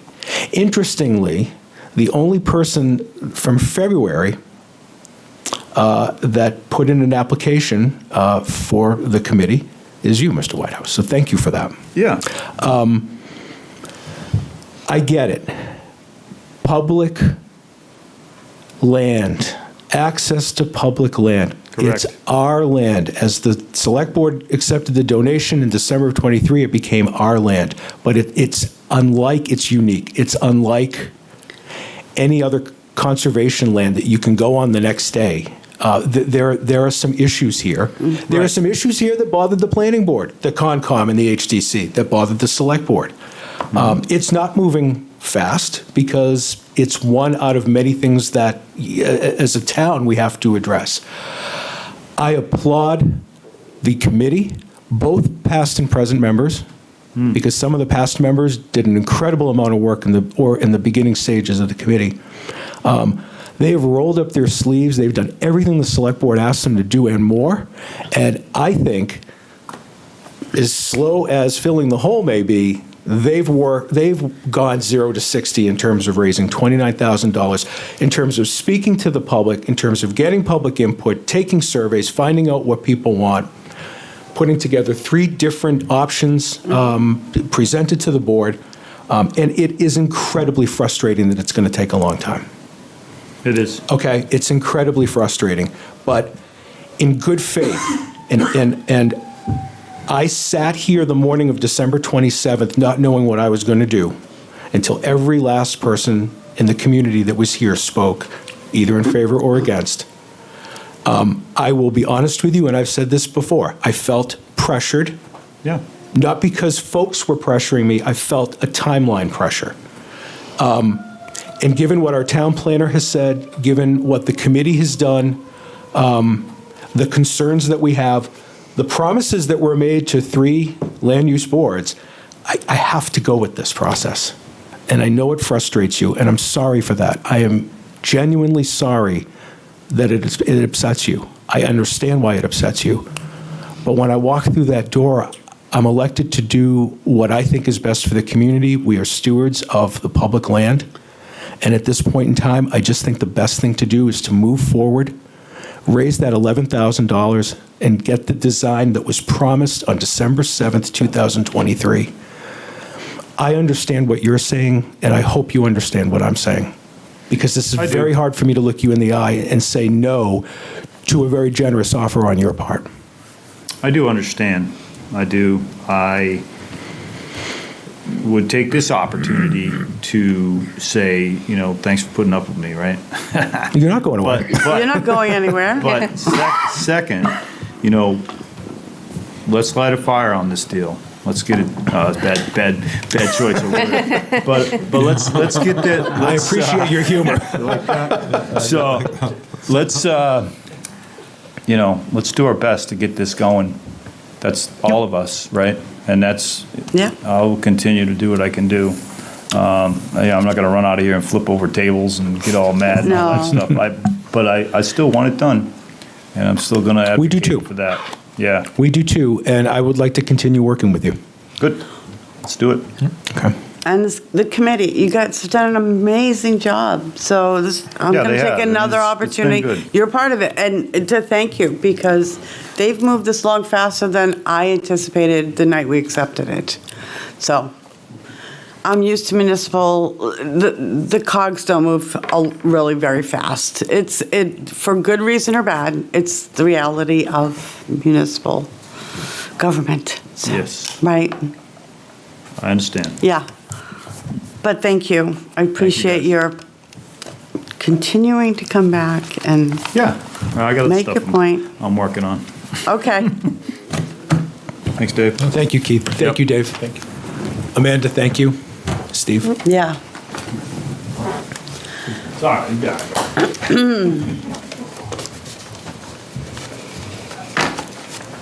And welcome back, Mr. Sharbles. Thank you. Great to be back.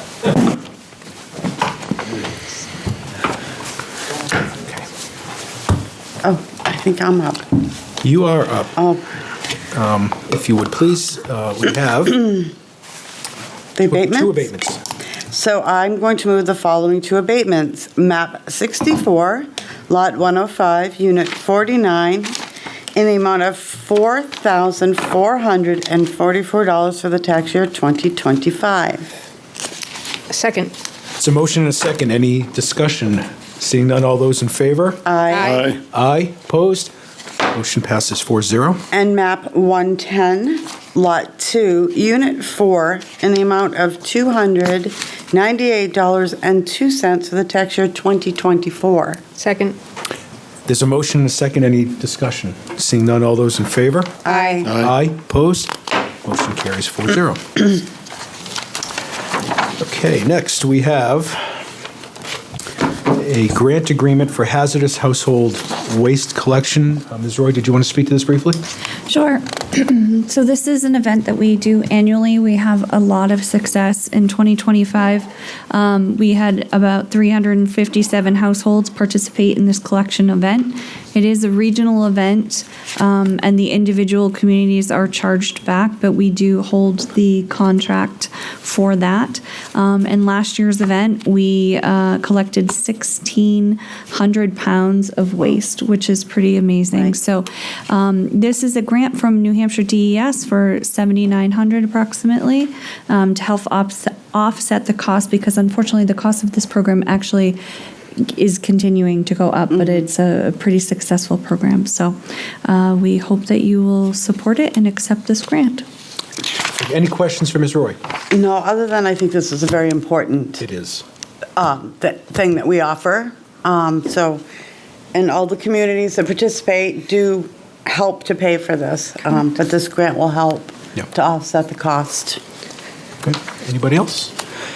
Seeing none, I would entertain a motion to accept a grant from the New Hampshire Department of Environmental Services for hazardous household waste collection in the amount of $7,940, and for further authorize the interim town manager or their designee to sign the associated grant agreement documents. So moved. Second. There's a motion and a second. Any discussion? Seeing none, all those in favor? Aye. Aye. Opposed? Motion carries 4-0. And donation. We have a donation acceptances, coincidentally for Pearpoint Park donation, in the amount of $15,511. And this is pretty self-explanatory. Any questions from the board? Seeing none, I'd entertain a motion that the Select Board accepts the donations received during the month of February 2026 totaling $15,511 for the design and construction of Pearpoint Park, and direct the funds to be held by the trustees of trust funds in the Pearpoint Park Fund. Disbursement of the funds shall be made by authorization of the town manager for their purpose of designing and/or constructing Pearpoint Park. So moved. Second. There's a motion and a second. Is there any discussion? Seeing none, all those in favor? Aye. Aye.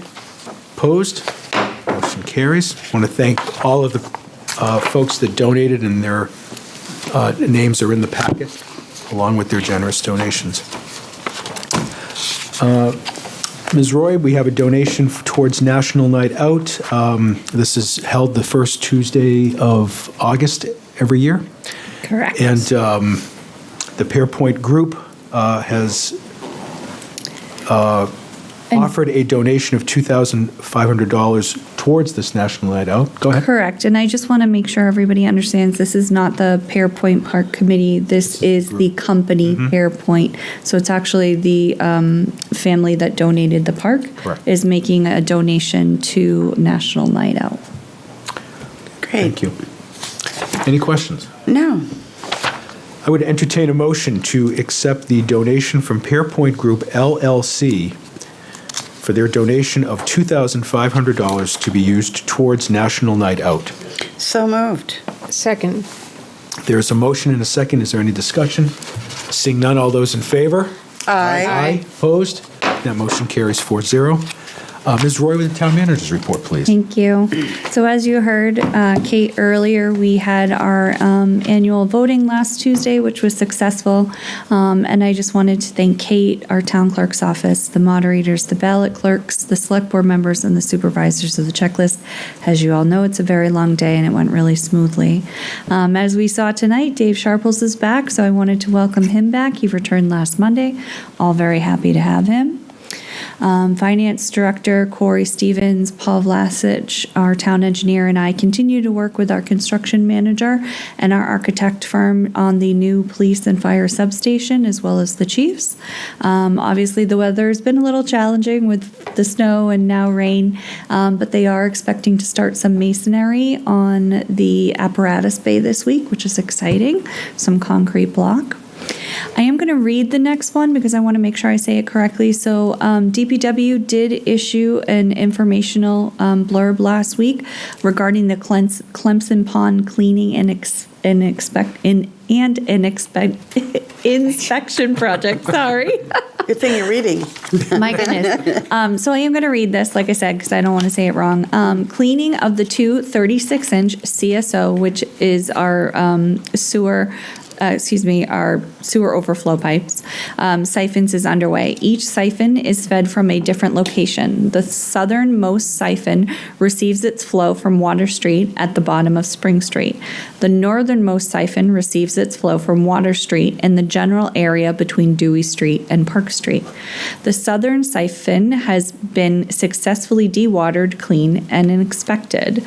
The contractor began the dewatering portion of the job on the northern siphon at the end of last week, on March 5th, 2026. Shortly after work began, it was discovered that the water that was being removed had a noticeable odor, and work was temporarily halted. Following further investigation, it was determined that residual contaminated material from the former manufactured natural gas plant, now owned by Unitil, had migrated into the northern siphon due to its proximity to the original contaminated area. AECom is currently under contract with Unitil to mitigate issues related to this contamination.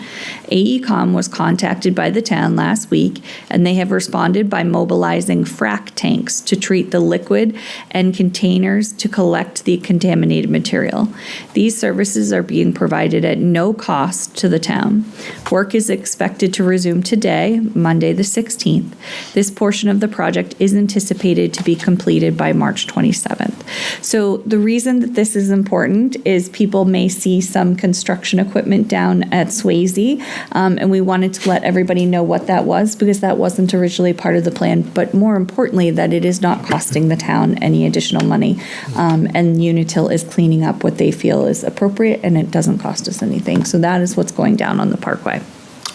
Can I ask? Oh, absolutely. no, Yeah. I just want to know about notifying the neighbors. So the Mills, Water Street, all of that. Water Street too. Yep. In my email I asked one, but not. Okay, thank you. You're welcome. Did you have a question? Sorry. Yeah. So when you talk about Unitil's legacy or what they inherited, it probably wasn't Unitil. Right. Is it the site on the corner of Green and Water Street Extension? That was a coal gasification plant. That was where the gas holder was, yeah. I believe that is the location, and then this has migrated from. Migrating and leaking into the siphon? Yeah. Got it. That is my understanding. I'm not 100% sure, but that's how it was explained to me. So please excuse me. If we could get clarification. Absolutely, I will get clarification for you. I'm assuming that's what it is. Yeah, it's okay. And unfortunately, Steve Cronin couldn't be here tonight because he had one of our community meetings tonight. But I will get that information for you. He's in the right place? Yes, he is. As always. So I participated in multiple interviews for various positions over the last 2 weeks. Met with Corey and Justin to start brainstorming ideas for next year's budget regarding fire and EMS. So we're starting budget all over again. I feel like we just ended it. I worked with David Tovey and Amanda Kelly on some short-term ADA projects that we feel like we'd like to see completed in FY26, and are also working with Director Cronin on some of those. Our HR department is working on an improved onboarding process for new employees using some of our current software, so that's exciting. Bob Glowacki in EXTV, as part of his media coordinator position, is working with the communications committee on what they're calling Exeter 101 program, which is similar to what we've heard in a few other examples where departments will come and explain what they do to, let's say, 15 residents that register. So they're working on all the parameters of it. They've been working on it for the last few months. So we'll hear some more about that soon. Parks and Recreation is gearing up for spring sports, the egg hunt, and summer camps. Corey and I attended a co-pilot webinar on bringing AI into municipalities. Unfortunately, Kathy Croto, who works part-time in our building and planning department, did give her 2-week notice last week. But I want to thank her because she actually wanted to do that about 6 months ago. And with Dave being out and Barb getting ready to retire, she stayed to help us with that transition. So I'm really thankful for everything that she did. This is actually her second career. She actually retired, I believe it was through the state, and then came in and worked with us part-time. So I'm very, very thankful for Kathy, but we will miss her.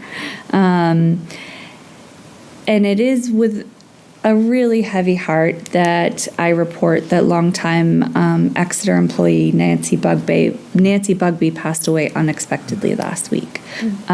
She worked for the town for 19 years in water, sewer, and then park and rec. I actually had the opportunity to work with Nancy myself for a few years when I was in park and rec, and her husband, Ed Bugby, works in our water sewer department currently. And so services are this Friday, and Nancy will be missed. It is, it's a tricky one for me because I got to work directly with her, so she meant a lot to me. So, but not to end on a sad note, sorry. No, but sincere condolences to Mr. Bugby and his family. Yeah. Thank you. Select Board Committee reports. Selectwoman Gilpin, please. I missed almost all of my meetings since our last select board meeting due to my schedule at the State House. But I'm making up for it by having a meeting every night this week. Thank you. Selectwoman Belintra. Oh, my turn already. I only have one report because our planning board meeting was canceled. But I did have a housing advisory committee on Friday, March 13th.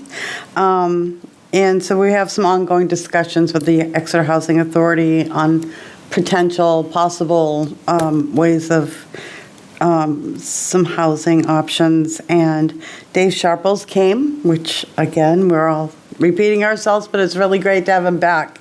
There is a list that's being prepared for town properties. It's not ready yet, so I'll have that, but we don't really have much. So, and then a legislative update was provided by Maeve Nolan, who is part of Seacoast Workforce Housing Coalition. Our next meeting is typically the 10th of April, but we've moved it today to the 17th for conflict reasons. And then if anyone wants to join the Housing Advisory Committee, we have some vacancies. But Dave Sharples, we were talking about this, and Dave's going to work with me to put a proposal together to come before the board about staffing and some thoughts. So that will be coming up.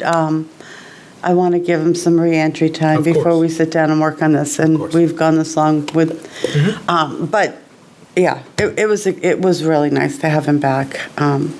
That's my report. Thank you. Selectman Chartrand, please. Thank you, Mr. Chair. I want to begin my select board report by thanking the voters for entrusting me with this position for the fourth time. I don't take it for granted. It's not official until you all vote, and I want to thank you all for, again, entrusting me for the fourth time.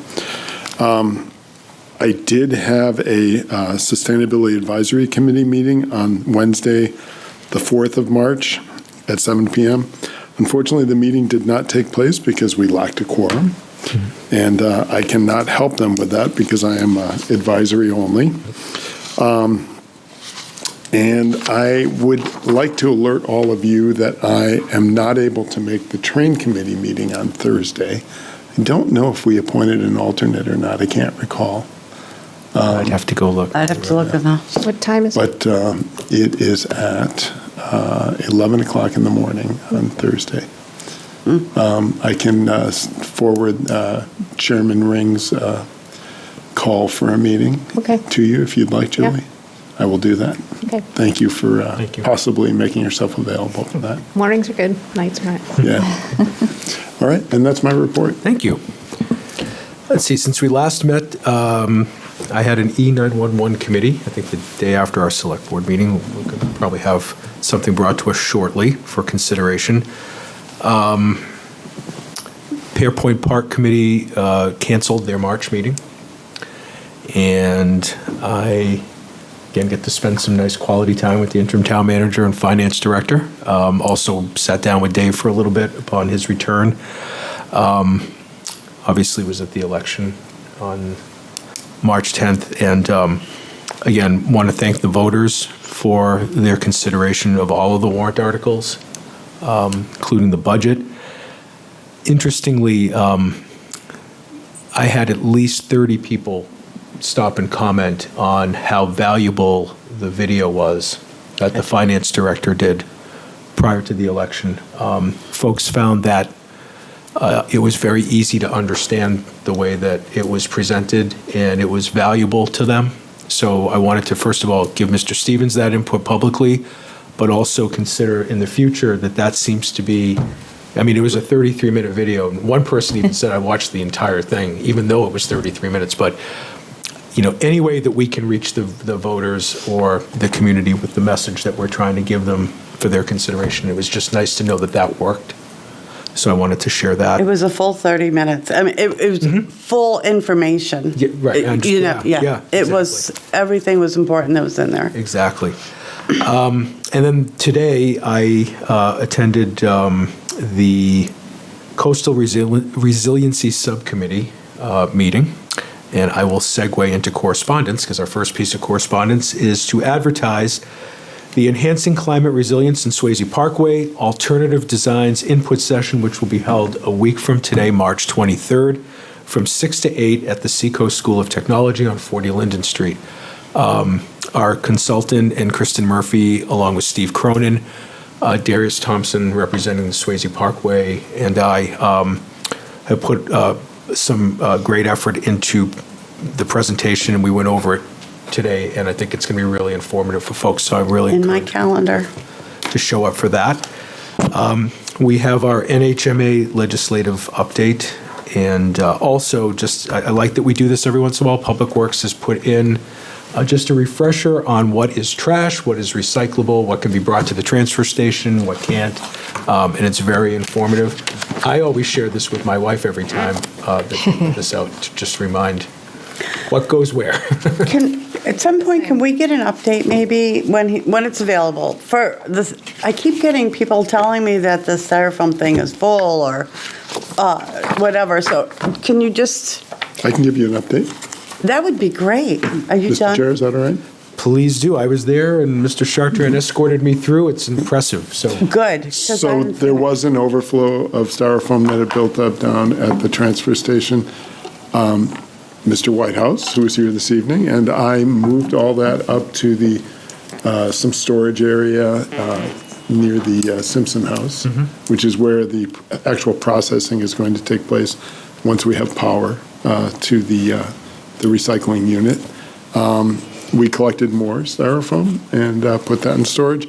And currently, the status of the situation down at the transfer station is that the bin that collects it is nearing fullness, but there are other sacks down there and they can be swapped out. And so we're in good shape. That's great. Thank you. Yep. A couple of people have. I have to say, it sounds like it's working. This is a good thing. I mean, so people are using it. We're waiting for the power. Yeah. So that we can actually work off our backlog. People are waiting, so that's good. So this event on Saturday was actually a 2-hour event, I believe, held at the location. And I have to tell you, there were signage. I mean, you couldn't miss it if you were trying to get there. And the weather was not completely favorable, but Kristen Murphy was there. There were volunteers. There were some young people there. And you didn't even have to get out of your car. They just went and grabbed all the styrofoam. I need to get there and just to observe. And I chatted with them long enough for Mr. Chartrand and Mr. Whitehouse to return from where they were, and I got a complete tour of. I want to say we were working hard, but that's pretty light stuff. It was bulky. Yeah. We felt like we were wrestling with the abominable snowman. All right, sorry. Hold on. But yeah, it's going well. Good. I want to thank, and I don't know his last name, but George from DPW, who was there assisting George us. was there. He spent his morning on that Saturday with Kristen and myself and Keith and Sarah, who were all there volunteering. It's McAllister, I was right. George McAllister, thank you. Community, it's a wonderful thing. George did a great job, but he does a great job at everything he does for DPW. He's kind of their man for all seasons. I always see him around town doing whatever needs to be done. So George, thank you for being there. Yeah, we're getting there. Awesome. We're waiting for so we can dig a trench to get power from Unitil's pole to our unit where it's going to be. Okay. So that's why we're building up a backlog. But the backlog is no longer overflowing down at the transfer station. Good. Safely ensconced in a outbuilding near the Simpson property. So I asked the chair, just for a few minutes, a moment, just to thank the voters. Some people had asked me why I wasn't there on Tuesday, and it's because if we're on the ballot, we're not allowed to work that day, hence the reason why I had 5 or 6 people filling in for me. But I just want to thank the voters, as Dan did. It's an honor and a privilege to be in this role, and I look forward to the next 3 years. Thank you. Terrific. Thank you. Well, since you are ready to, go ahead. Can I do my? I didn't know you were going to do something. I didn't know it either. I'm sorry, I didn't know.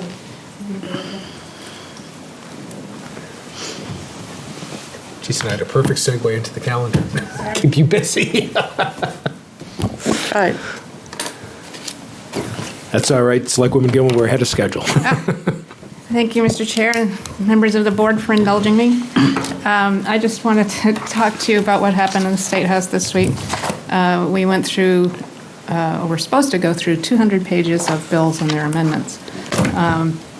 What occurred was the Speaker of the House has been ill for a few weeks, and so we have a Speaker pro tem. And the Speaker pro tem decided that we were not going to stay until 5:30 in the morning to get through all these bills as we have done in the past. So he stopped both Wednesday and Thursday, stopped the session. And so there are bills that pertain to municipal law that just have gone, they don't get heard by anyone unless they get added to a Senate bill. But we're done hearing House bills. So I just wanted to go give you a couple ones, just what affects us as members of the Select Board.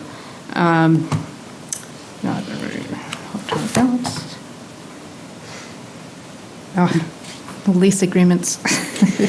This one is complex. I know the person, the representative that brought it to us is the chair of my committee and has a big something's going on in her town kind of thing. And it defines what can be leased, nothing that has to do with televising or communications can have a lease, and voters have to approve a lease over $500,000. The Municipal Budget Committee, we don't have one of those. We don't elect we sort of elect our budget committee. We got to work that out someday. But if you have an elected budget committee, a new piece of legislation is that right now you have the budget people who are elected either by district or at large, and and then you have a school board member and a select board member on this municipal budget committee. And so this bill, those positions are called ex officio, meaning by virtue of the office that you sit in. But this bill defines ex officio non-voting. So it's, yeah. And I got up onto the floor and nobody cared about the definition of ex officio or how many years I've been explaining it to people. So it passed, and so this thing will happen. Mr. Chair, if I could, but we do not have a municipal budget committee. We have a budget recommendation committee. Correct. And there's a very important distinction there. There is, and that's So why that we don't sit on it. That does not apply to us. Does not apply to us. Thank you. It's just the kind of thing I want to tell you about that's going on. I just didn't want anyone to be confused. It doesn't affect us. No. There's a bill about child daycare centers, which we didn't like, but because it deals with having the Department of Health and Human Services go through our zoning ordinance to see if the child daycare center actually meets our expectations as well as theirs. And we found that it was having state rules as opposed to law was a combination. But it passed, so we should be able to see larger daycare centers in more places. So that's actually good. Default budget. One default budget, let me tell you this, since 2002, there have been 36 default budget bills. Wow. 36, and we had 3 this year. In the past, they've either failed at the House, failed in the Senate, found vetoed by the governor, or any which way you can try to consider a bill that has failed. They have failed all the time. And I've been happy to have made them fail in the past. But this year is different. This one has, you have to decrease your default budget by eliminated positions, which only makes sense because you're not going to hold that position, but also vacant positions.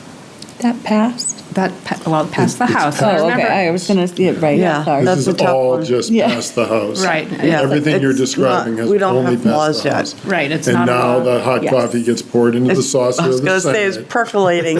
See? and it cools off. And I have And the I would coffee just go analogy. straight to the governor and say, no, this is not right. I mean, she's vetoed actually the same one before, so we should be okay. But you're talking about the body that you serve in has passed it. Right, just the House. The crossover happens next week, so we'll start seeing Senate bills. The local fiscal committee. This is enabling, so that means we have to vote for it if we want it. To form a fiscal accountability committee, and it's just a watchdog group that would take both the school budgets and the town budgets and review them so that you actually have a third budget on the ballot. Yeah. I don't know, we were very confused about how it would work, but it's, I can get a little political thing in later after the meeting, but the interesting thing was that there was a call for smaller, more transparent government, and that's where this came from. But those members of that committee need to be elected. So how does it make it a smaller thing? Right. There is one for eliminating the default budget from the official ballot. So you would just have our proposed budget, and if it fails, we use last year's budget. So, okay, this is 2026, we just passed our thing. 2027, if our budget fails, we use the 2026 one. 2028, if the budget fails, you use the one from the year before, which is 2026, which is 2025. So it's crazy. Yeah. I passed out, there's one that requires municipalities to produce pie charts, bar charts, and QR codes on tax bills to show where the money's being spent as far as the division amongst state, county, et cetera, which we have done in our thing. And to make all of the minutes available, and it just sounds like there are towns that are not being transparent, and instead of demanding that they be transparent, we're getting legislation in the House to affect all of the communities in the House, in the state. Okay.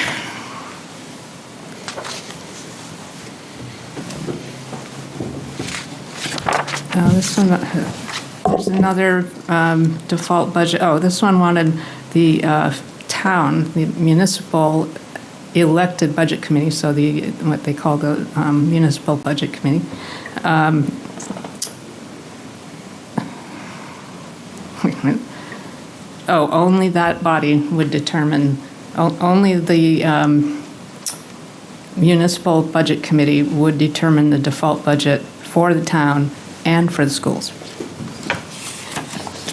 And to repeat, we do not have. We do not have to worry about this one, but, okay.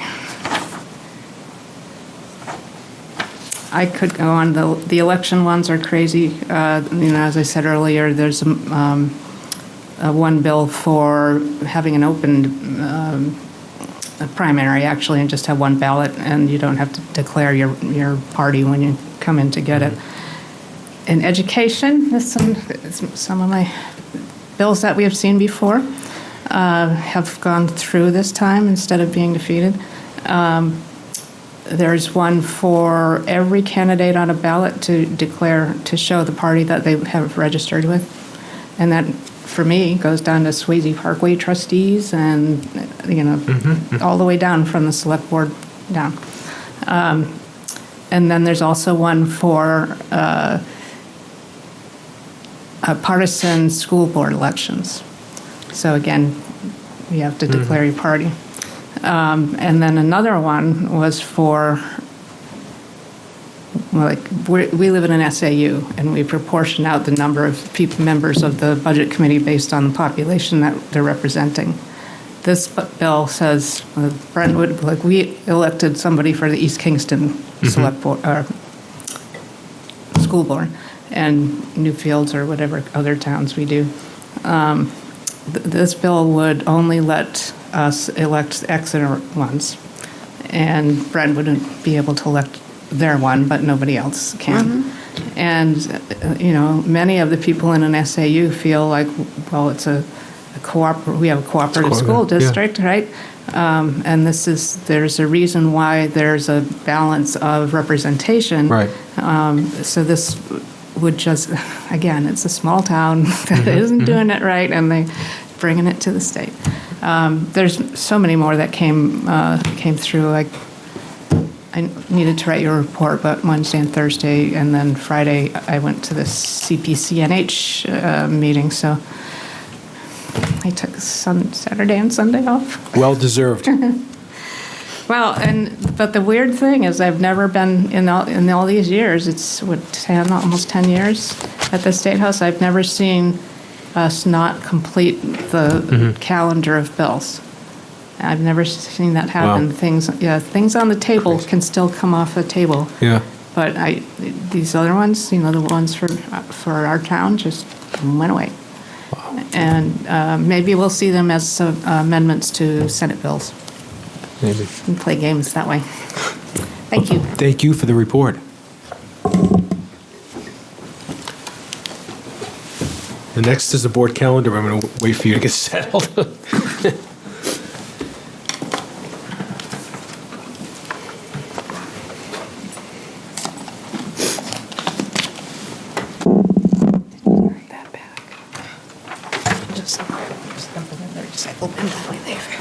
Okay.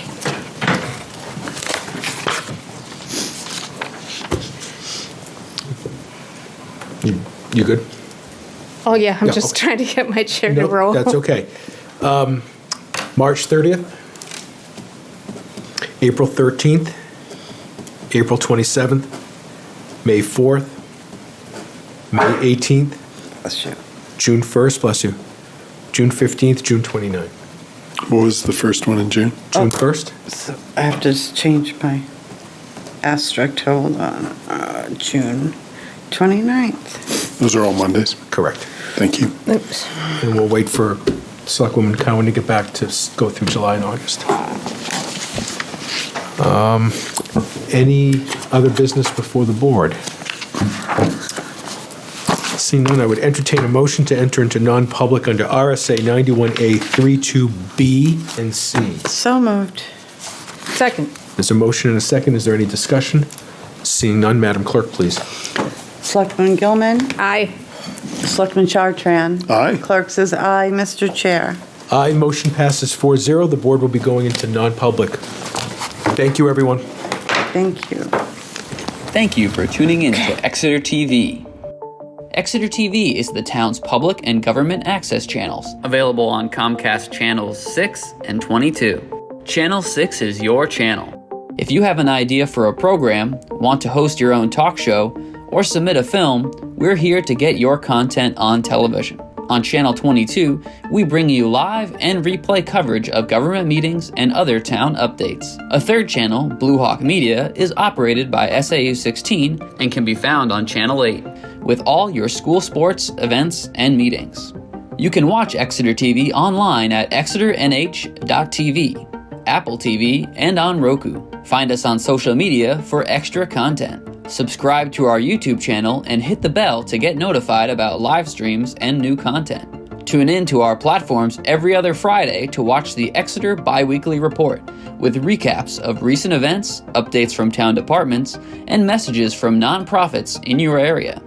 If you head to our website, exeternh.tv, we invite you to sign up to our newsletter to receive monthly updates about new content, upcoming meetings, and more. We'd like to thank you for taking the time to watch Exeter TV and hope that you tune in to our other content as well.